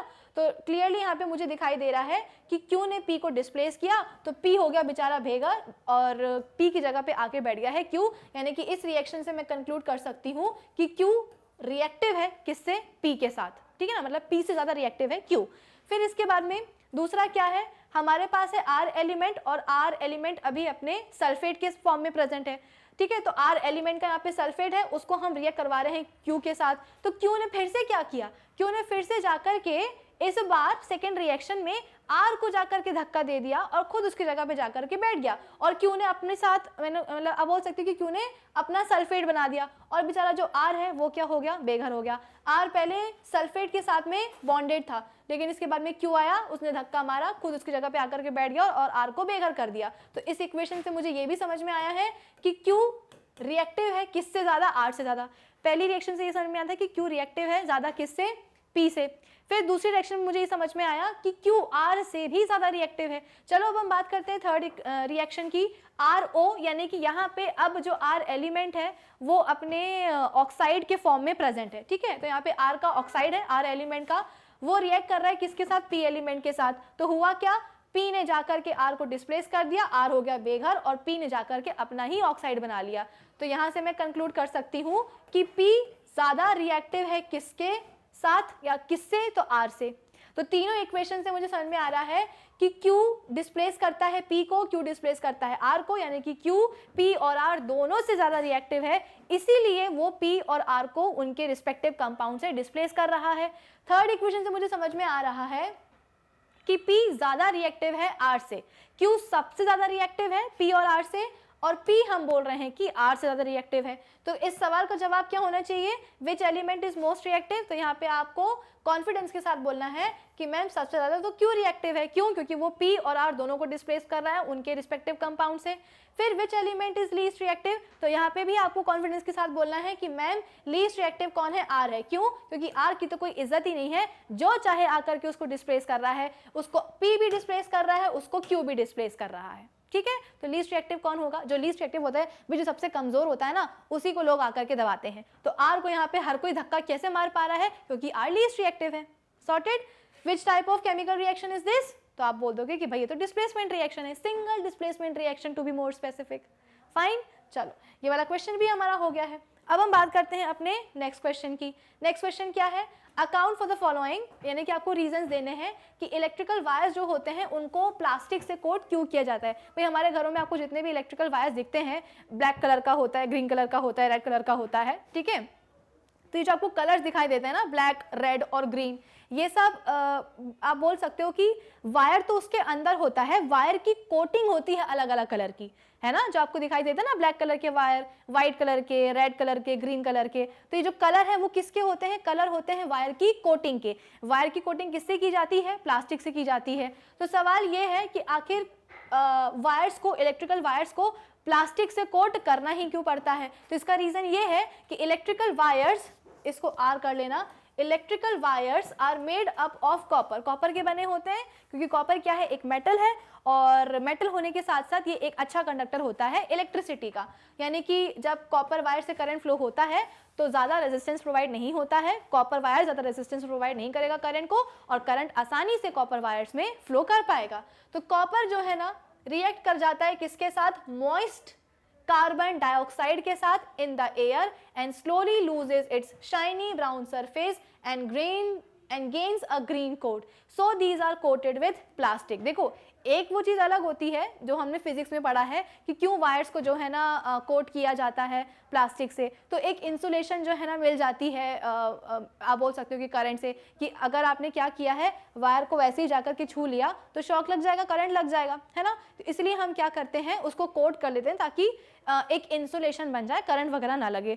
दूसरा रीजन क्या है? केमिस्ट्री वाला रीजन, वो तो हुआ फिजिक्स वाला रीजन कि भाई करंट ना लग जाए। लेकिन केमिस्ट्री वाला रीजन क्या होता है? केमिस्ट्री में हम बोलते हैं कि जो इलेक्ट्रिकल वायर्स है वो जनरली किसके बने होते हैं? कॉपर्स के बने होते हैं। और अगर कॉपर के वायर को हमने क्या नहीं किया है, कवर नहीं किया है, इंसुलेशन उसका नहीं चढ़ाया है, नहीं बनाया है, तो जो कॉपर है एयर में जो मॉइस्ट कार्बन डाइऑक्साइड होती है उसके साथ वो रिएक्ट कर जाएगा कॉपर, और हम बोलते हैं कि उसका जो शाइनी ब्राउन सरफेस है वो किस में कन्वर्ट हो जाएगा? एक ग्रीन कोट में, यानी कि जो कॉपर है वो हरा हरा सा हो जाएगा। कॉपर वायर हम बोलते हैं कि ग्रीन कलर का कोट बना लेंगे अपने ऊपर, तो इसीलिए उनको प्लास्टिक से कोट कर दिया जाता है कि भैया कॉपर जो है अपनी शाइन बरकरार रखे, मेंटेन रखे। ऊपर से हाँ, इंसुलेशन का भी काम करता है वो प्लास्टिक का कोट, ताकि करंट वगैरह ना लगे।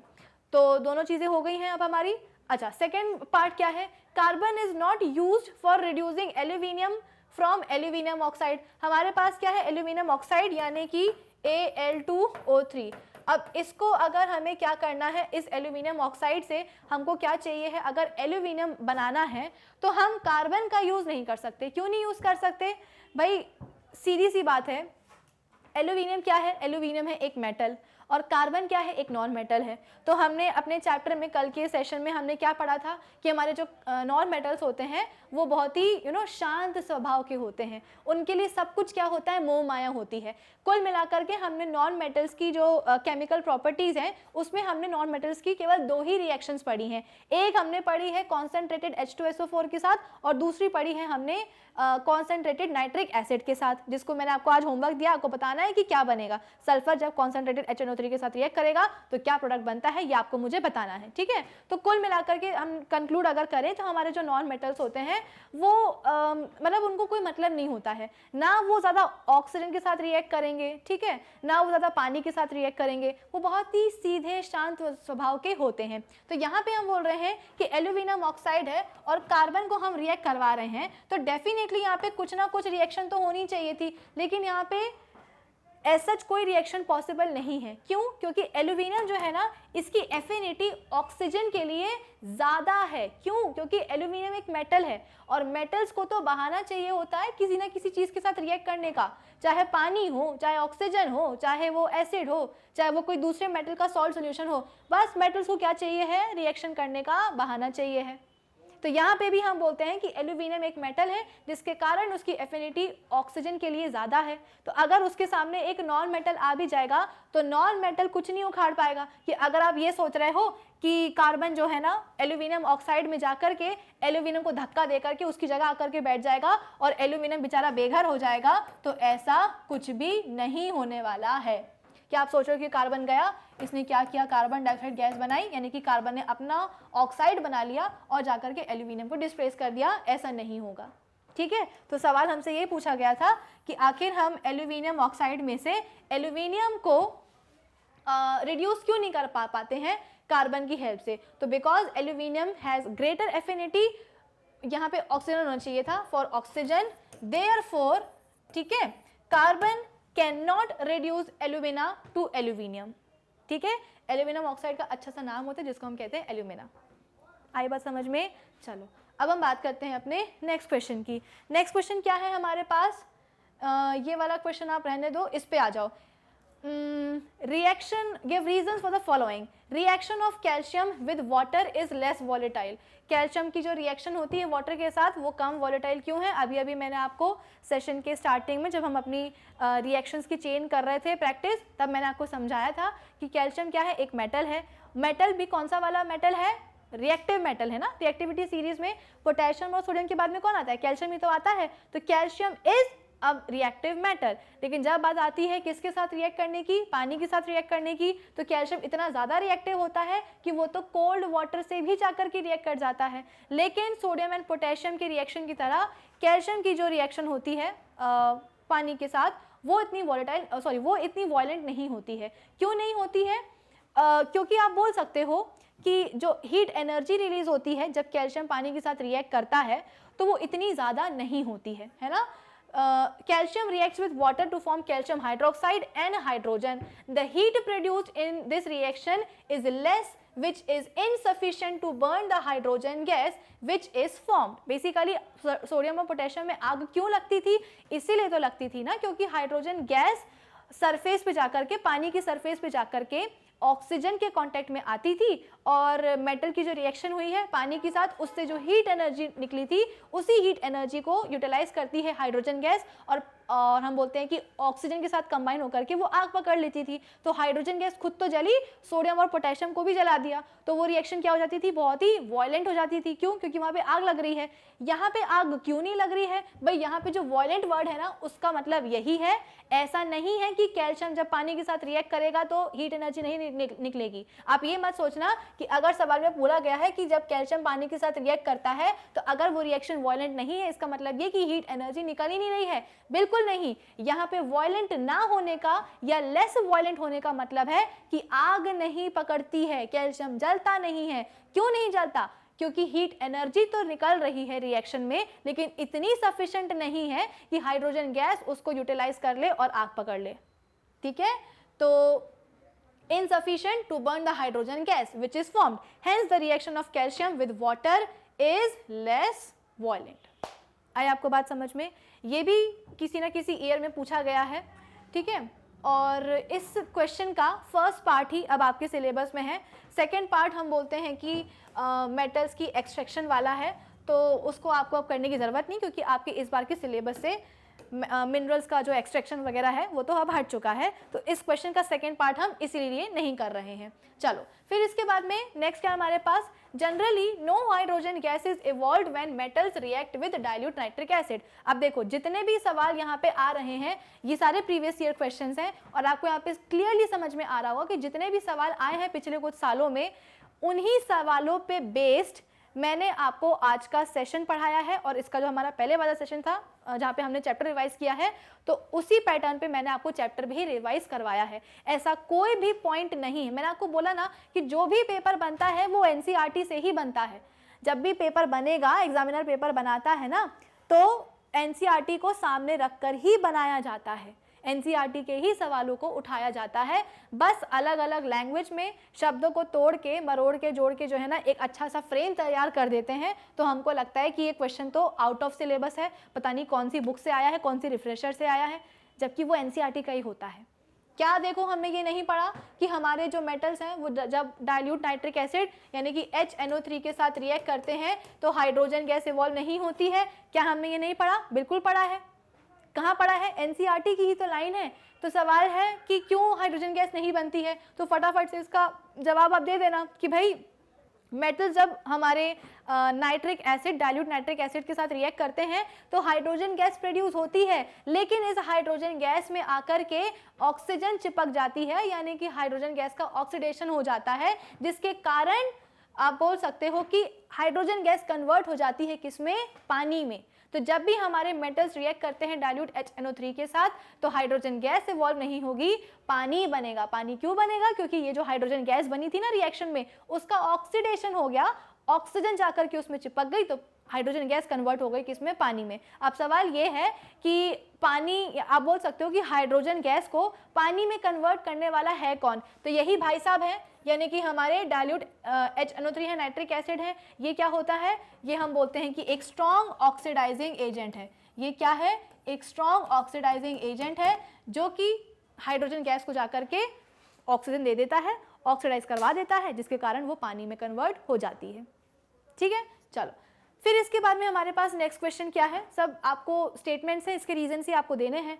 Sodium hydroxide solution can not be kept in aluminium containers.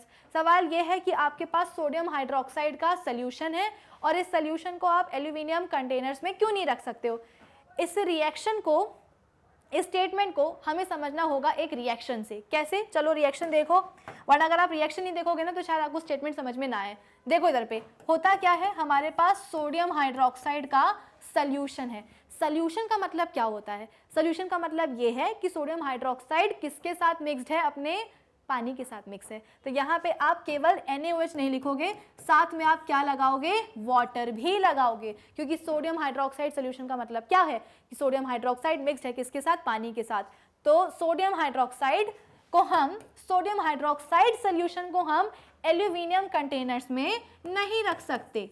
Aluminium का Al लिख दिया, सोडियम हाइड्रोक्साइड सॉल्यूशन हमने लिख दिया NaOH प्लस पानी। तो सवाल ये है कि ये क्यों पॉसिबल नहीं है? तो इसका बहुत ही सिंपल सा रीज़न है कि अगर आपने सोडियम हाइड्रोक्साइड सॉल्यूशन को एल्यूमिनियम के बर्तनों में रखा है तो एक बहुत ही बेकार सी गैस, जो कि हमारे लिए बिल्कुल ज़रूरी नहीं है, इनफैक्ट हमारे लिए टॉक्सिक है, वो प्रोड्यूस हो जाती है और वो जाकर के एल्यूमिनियम जो बर्तन है, कंटेनर है, उसको जाकर के डिस्ट्रॉय करती है। ठीक है, और वो गैस और कोई नहीं, वो कौन है? हाइड्रोजन गैस है। अब बच्चे इस सवाल को देख के हो जाएंगे परेशान। ठीक है, वो बोलेंगे कि मैम ऐसा कैसे पॉसिबल है? यहाँ पे तो हमको सोडियम हाइड्रोक्साइड दिख रहा है, यहाँ पे हमको दिख रहा है एल्यूमिनियम। यहाँ पे हमारे पास दो मेटल्स हैं, एक है सोडियम और एक है एल्यूमिनियम। अब एल्यूमिनियम क्या है? एल्यूमिनियम तो हम बोलते हैं कि रिएक्टिविटी सीरीज में सोडियम के नीचे आता है, तो एल्यूमिनियम कैसे जाकर के सोडियम को डिस्प्लेस कर सकता है? कर सकता है क्या? जरूरत ही नहीं करने की, बिल्कुल नहीं करेगा। इनफैक्ट यहाँ पे हम बोलते हैं कि क्या बनने वाला है? सोडियम एल्यूमिनेट, यानी कि NaAlO2 बनेगा। ठीक है, यहाँ पे क्या बनेगा? सोडियम एल्यूमिनेट बनेगा, प्लस हम बोलते हैं कि हाइड्रोजन गैस इवॉल्व होगी।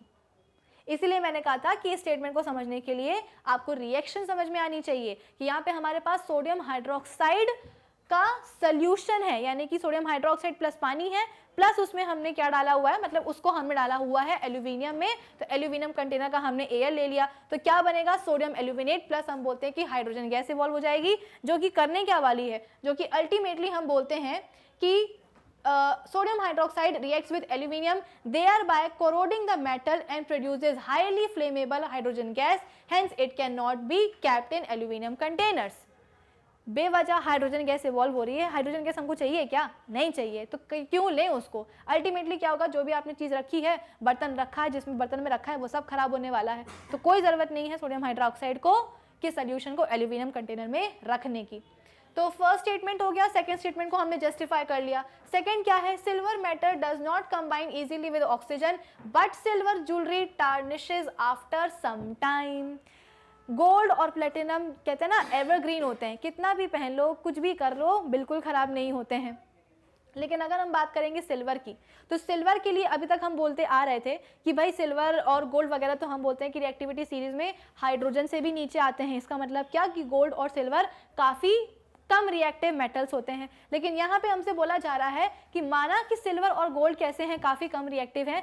सिल्वर जो है ऑक्सीजन के साथ जो है आसानी से कंबाइन नहीं होने वाला, लेकिन थोड़ी मतलब अगर आपने सिल्वर को कंटिन्यूसली यूज़ किया है, सपोज आपने सिल्वर की कोई वो पहन ली है, ईयरिंग पहन ली है, ठीक है ना, चांदी की बनी हुई कोई ईयरिंग पहन ली है, और लगातार आप उसको पहनते जा रहे हो।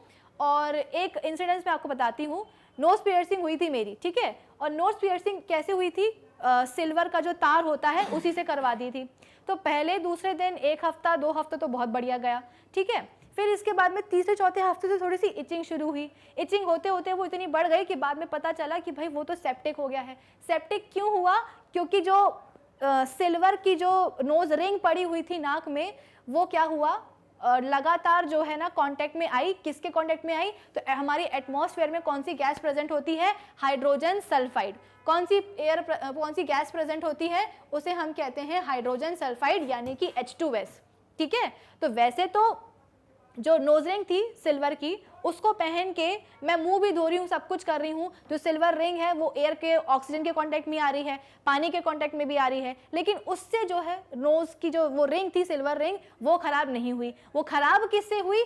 एटमॉस्फेयर में एयर में जो हाइड्रोजन सल्फाइड गैस है उसके साथ कांटेक्ट में आई, और उसके साथ कांटेक्ट में आने से वो खराब हो गई। वो खराब हुई, सिल्वर टार्निश हुआ, वो हरी हरी सी हो गई, जिसके कारण नाक में पहना हुआ था तो वो बेसिकली क्या होता है ना, जब भी पियर्सिंग वगैरह होती है, चाहे वो ईयर पियर्सिंग हो चाहे वो नोज पियर्सिंग हो, तो वहाँ पे एक छोटा सा घाव तो हो ही जाता है। ऑब्वियस सी बात है, आप क्या कर रहे हो, एक गड्ढा खोद रहे हो, एक ड्रिल कर रहे हो, तो थोड़ी बहुत तो इंजरी होगी, आसपास के सेल्स और टिश्यूज तो डैमेज हो ही जाएंगे। तो हुआ क्या, क्योंकि सिल्वर उस समय खराब हो गया था, रिंग खराब हो गई थी, और जो आसपास के जो होल के जो सेल्स थे, जो टिश्यूज थे, वो अभी तक कैसे थे, आप बोल सकते हो कि डैमेज ही थे, अभी वो हील नहीं हो पाए थे। तो क्योंकि सिल्वर ज्वेलरी खराब हो गई, वो खराब हो गई, जिसके कारण वहाँ पे सेप्टिक हो गया, सेल्स वहाँ के डैमेज हो गए, और ज़्यादा डैमेज हो गए, इन्फेक्शन हो गया, वहाँ पे सेप्टिक हो गया, तो अल्टीमेटली उसको हटाना पड़ा। तो क्यों हटाना पड़ा? वैसे सिल्वर को कोई मतलब नहीं होता है ना पानी से ना ऑक्सीजन से, लेकिन जो हाइड्रोजन सल्फाइड गैस होती है ना, उसके कॉन्टैक्ट में आने से क्या होता है, वो हरी काली टाइप की हो जाती है, ब्लैक हो जाती है, due to the formation of a thin sulfide layer on their surface by the action of hydrogen sulfide gas as present in air। ठीक है, चलो, आई होप ये वाला क्वेश्चन भी सभी बच्चों को समझ में आया होगा। अब इसके बाद में क्या कोई और स्टेटमेंट भी बचा है हमारा?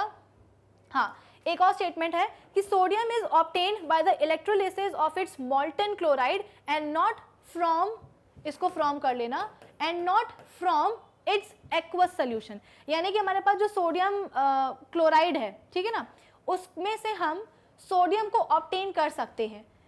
कब? जब हम उसके बेसिकली आपको क्या करना है, आपके पास सोडियम क्लोराइड है, ठीक है, सोडियम क्लोराइड मतलब क्या, एक आयनिक कंपाउंड, ठीक है।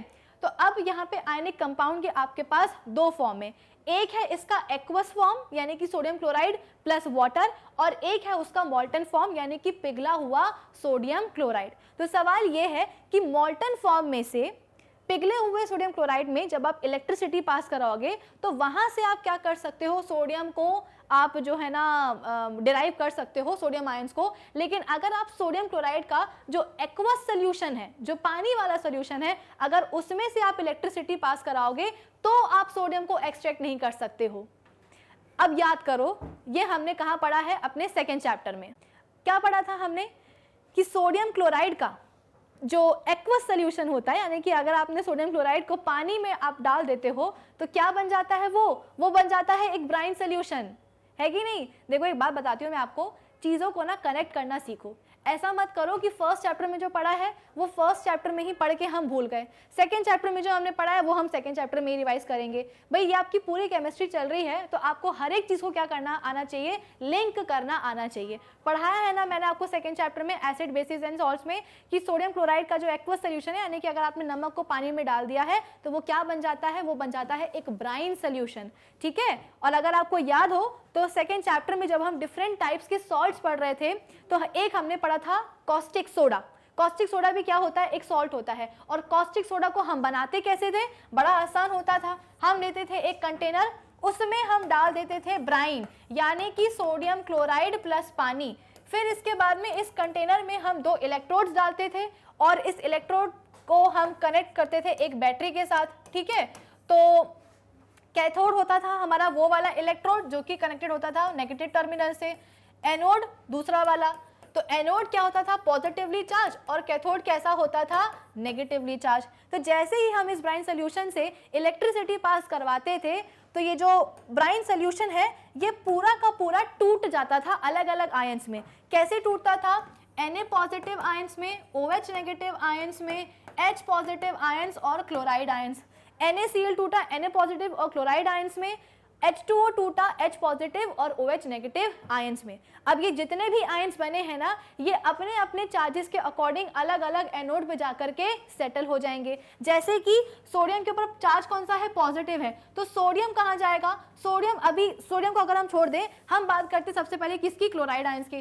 क्लोराइड आयंस के ऊपर कितना चार्ज है, नेगेटिव चार्ज है, तो ये कहाँ जाएंगे, ये जाएंगे पॉजिटिवली चार्ज एनोड के पास, ठीक है। और जितने भी क्लोराइड आयंस है सब के सब वो पहुंचेंगे एनोड पर, और एनोड पे जाकर के आपको क्या मिल जाएगी, क्लोरीन गैस मिल जाएगी। सिमिलरली ये जितने भी H पॉजिटिव आयंस हैं ये कहाँ जाएंगे, नेगेटिवली चार्ज कैथोड के पास जाएंगे, और वहां जाकर के कैथोड पे आपको क्या मिल जाएगी, हाइड्रोजन गैस मिल जाएगी। बचा कौन, बचा है सोडियम आयंस और हाइड्रोक्साइड आयंस। तो सोडियम और हाइड्रोक्साइड आयंस मिल जाते हैं और क्या बना लेते हैं, सोडियम हाइड्रोक्साइड। और सोडियम हाइड्रोक्साइड आपको कहाँ मिलता था, सोडियम हाइड्रोक्साइड मिलता था आपको कैथोड के आसपास। यानी कि अगर आप ब्राइन सोल्यूशन में से या सोडियम क्लोराइड के एक्वस सोल्यूशन में अगर आप क्या करोगे, इलेक्ट्रोलिसिस करवाओगे, इलेक्ट्रिसिटी आप प्रोड्यूस करवाओगे, सॉरी इलेक्ट्रिसिटी को अगर आप पास करवाओगे, तो क्या मिलेगा आपको मिलेगा सोडियम हाइड्रोक्साइड, आपको मिलेगी Cl2, आपको मिलेगा हाइड्रोजन गैस और आपको मिलेगा NaOH। और इसी को हम क्या बोलते थे, इसी को हम बोलते थे कॉस्टिक सोडा, ठीक है। और इस प्रोसेस को हम क्या बोलते थे, क्लोर अल्कली प्रोसेस बोलते थे। तो यही चीज यहाँ पे भी यूज हो रही है। क्यों मैंने आपको ये रिवाइज करवाया है, ताकि मैं आपको यहाँ पे लिंक बनाना चाहती हूँ। सोडियम क्लोराइड क्या होता है, एक आयनिक कंपाउंड है। ये आयनिक कंपाउंड अभी अपने दो फॉर्म्स में है, एक है अपने एक्वस सोल्यूशन के फॉर्म में, लिख देती हूँ मैं यहाँ पे, एक है ये अपने एक्वस सोल्यूशन के फॉर्म में, और दूसरा है ये अपने मॉल्टन स्टेट में, यानी कि पिघला हुआ। तो सवाल ये है कि मॉल्टन स्टेट से सोडियम क्लोराइड का जो मॉल्टन स्टेट है, इससे हम अगर इलेक्ट्रिसिटी पास करवाएंगे तो हमको क्या मिल जाएगा, सोडियम मिल जाएगा। लेकिन अगर हम एक्वस सोल्यूशन, सोडियम क्लोराइड के एक्वस सोल्यूशन से अगर इलेक्ट्रिसिटी पास करवाएंगे तो हमको सोडियम नहीं मिलेगा। क्यों नहीं मिलेगा, क्योंकि भाई अगर आपने सोडियम क्लोराइड के एक्वस सोल्यूशन से इलेक्ट्रिसिटी पास करवाई है ना, तो आपको सोडियम हाइड्रोक्साइड मिलेगा, सोडियम नहीं मिलेगा, ठीक है। जो मॉल्टन फॉर्म होता है ना सोडियम क्लोराइड का, उसमें अगर आप इलेक्ट्रिसिटी पास करवाओगे तो क्या होगा, सोडियम और क्लोराइड आयंस एक दूसरे से सेपरेट हो जाएंगे और फिर वो रिस्पेक्टिव कैथोड में चले जाएंगे। तो वहां से आप सोडियम और क्लोरीन को जो है ना अलग अलग कर सकते हो। लेकिन अगर आपके पास एक्वस सोल्यूशन है, तो अगर एक्वस सोल्यूशन में अगर आप इलेक्ट्रिसिटी पास करवा रहे हो तो सोडियम क्लोराइड तो टूटेगा ही, साथ पानी भी तो टूटेगा ना H पॉजिटिव और OH नेगेटिव आयंस में, और इन्हीं OH नेगेटिव आयंस के साथ जाकर के सोडियम आयंस कंबाइन हो जाएंगे। तो आपको वहाँ पे सोडियम नहीं मिलेगा, आपको वहाँ पे सिर्फ NaOH मिलेगा, कॉस्टिक सोडा मिलेगा, ठीक है। चल फिर इसके बाद में नेक्स्ट क्वेश्चन क्या है, aluminium reacts with dilute hydrochloric acid slowly in the beginning. इसका रीजन क्या होगा, देखो इधर पे यहाँ पे क्या दिया गया है, ओके। तो metal with dilute HCl, aluminium जो है वो डाइल्यूट HCl के साथ रिएक्ट करेगा slowly in the beginning due to the presence of a tough protective layer of aluminium oxide on its surface. इसका क्या मतलब हुआ, याद करो कल के सेशन में जब मैंने आपको बताया था कि जिस तरीके से अलग अलग मेटल्स के अलग अलग नखरे होते हैं ना पानी के साथ, कि हम कभी ठंडे पानी से रिएक्ट करेंगे, कभी हम गर्म पानी से रिएक्ट करेंगे, कुछ बोलते हैं कि हमें तो स्टीम के साथ रिएक्ट करना है। सिमिलरली अलग अलग मेटल्स जो हैं ऑक्सीजन के साथ भी अलग अलग डिग्री पे आप बोल सकते हो कि रिएक्ट करते हैं, ठीक है। एल्यूमिनियम के लिए मैंने आपको बताया था कि आपके पास क्या है, एल्यूमिनियम का सपोज एक आपके पास ब्लॉक है, और इस एल्यूमिनियम के ब्लॉक को आपने कहाँ रख दिया है, ओपन एयर में रख दिया है। तो एयर में क्या प्रेजेंट होगी, ऑक्सीजन प्रेजेंट होगी। तो ऑक्सीजन जाके क्या करेगी, ये जो सरफेस है ना भाई, पूरा का पूरा जो ब्लॉक है वो किसका बना हुआ है, एल्यूमिनियम का बना हुआ है। तो इस ब्लॉक के सरफेस पे, इस ब्लॉक के सरफेस पे आपको क्या मिलेगा, एल्यूमिनियम ही मिलने वाला है, ठीक है। तो ये ब्लॉक के सरफेस पे जो एल्यूमिनियम है उससे जाकर के ये ऑक्सीजन कंबाइन हो जाएगी और क्या बना लेगी, एल्यूमिनियम ऑक्साइड की एक लेयर बना लेगी, ठीक है। एल्यूमिनियम ऑक्साइड की क्या बन गई है, एक लेयर बन गई है। ये ग्रीन कलर की मैंने लेयर कौन सी बनाई है, एल्यूमिनियम ऑक्साइड की लेयर बना दी है। कहाँ बनाई है, हमारे ब्लॉक के सरफेस पे बनाई है। अब ये जो एल्यूमिनियम ऑक्साइड की लेयर है ना, ये पूरे ब्लॉक के लिए एक प्रोटेक्टिव कवरिंग की तरह बिहेव करेगी। यानी कि अब अगर आप सोच रहे हो कि ऑक्सीजन जाकर के फर्दर सरफेस के नीचे जो एल्यूमिनियम है उसको जाकर के ऑक्सीडाइज करेगा, तो ऐसा नहीं होने वाला। क्यों नहीं होने वाला, क्योंकि ये जो एल्यूमिनियम ऑक्साइड की लेयर बन गई है ये एक प्रोटेक्टिव कवरिंग की तरह बिहेव कर रही है और फर्दर एल्यूमिनियम के ऑक्सीडेशन को प्रिवेंट कर रही है। भाई सरफेस पे जो एल्यूमिनियम था उसने अपने आप को कुर्बान कर दिया कि चलो ठीक है हम तो जाकर के ऑक्साइड बना लेते हैं, लेकिन हमारे अंदर जो एल्यूमिनियम है, सरफेस के जो नीचे एल्यूमिनियम है, उनको हम नहीं बनाने देंगे। तो एक प्रोटेक्टिव लेयर बन गई। सवाल ये है कि जब आप एल्यूमिनियम मेटल को डाइल्यूट HCl के साथ रिएक्ट करवाते हो तो वो धीरे धीरे धीरे शुरुआत क्यों करता है रिएक्ट करना? वो इसलिए क्योंकि ऊपर क्या प्रेजेंट होती है, एल्यूमिनियम ऑक्साइड की एक प्रोटेक्टिव लेयर प्रेजेंट होती है, जिसके कारण एल्यूमिनियम अगर डाइल्यूट HCl के साथ रिएक्ट करना चाहेगा भी तो वो रिएक्शन कैसी होगी, शुरुआत में धीरे होगी। ठीक है, केवल शुरुआत में। एक बार एल्यूमिनियम ऑक्साइड जो है ना पूरी तरीके से आप बोल सकते हो कि डिस्ट्रॉय हो गई एसिड से, यानी कि आप बोल सकते हो कि अगर एल्यूमिनियम ऑक्साइड की लेयर ही चली गई, यानी कि प्रोटेक्टिव लेयर चली गई, और अगर प्रोटेक्टिव लेयर चली गई तो अब HCl के लिए एसिड आप बोल सकते हो कि मेटल के साथ एल्यूमिनियम के साथ रिएक्ट करना बिल्कुल भी मुश्किल नहीं होगा। वो तो प्रोटेक्टिव कवरिंग थी एल्यूमिनियम ऑक्साइड की, जिसके कारण HCl रिएक्ट नहीं कर पा रहा था या धीरे धीरे धीरे रिएक्ट कर रहा था। जैसे ही वो लेयर जाएगी तुरंत हम बोलते हैं कि HCl और एल्यूमिनियम के बीच में जो रिएक्शन होगी वो तेजी से होने लगेगी। ठीक है, तो ये किसकी वजह से होता है? ये होता है एल्यूमिनियम ऑक्साइड की प्रोटेक्टिव कोटिंग के कारण। फाइन, तो ये वाला क्वेश्चन भी होता है हमारा कंप्लीट। अब इसके बाद में क्या है, अगेन ये वाला वो वाला क्वेश्चन है जो कि आपके सिलेबस में नहीं है। अब एक्सट्रैक्शंस तो है नहीं मिनरल्स का, तो इस क्वेश्चन को हम कर देते हैं स्किप। तो भाई आज का सेशन होता है यहीं पे फिनिश। बहुत सारे क्वेश्चंस हमने सॉल्व करे हैं प्रीवियस ईयर्स के, और आप सभी ने देखा होगा कि किस पैटर्न पे सवाल आते हैं। जो भी चीज़ें हमने अपने चैप्टर में पढ़ी हैं, जो कल के सेशन में हमने रिवाइज करी है, जो आज के सेशन में हमने रिएक्शंस की चेंज में चीज़ें पढ़ी हैं, उन्हीं चीज़ों पे बेस्ड सवाल आते हैं। बस अलग अलग लैंग्वेज में आते हैं, अलग अलग क्वेश्चंस का फ्रेम होता है और कुछ नहीं, कंसेप्ट तो वही है। ठीक है, तो अच्छे से कल के सेशन को भी देख लेना, आज के सेशन को भी देख लेना, तो आपका जो चैप्टर है 100% प्रिपेयर हो जाएगा 10th बोर्ड एग्जाम्स के लिए। तो आज के सेशन के लिए इतना ही। अब हम मिलेंगे अपने नेक्स्ट सेशन में और वहाँ डिस्कस करेंगे एक और नया चैप्टर क्लास 10th केमिस्ट्री का। तब तक आप क्या करेंगे, keep learning with magnet brains. Thank you for watching.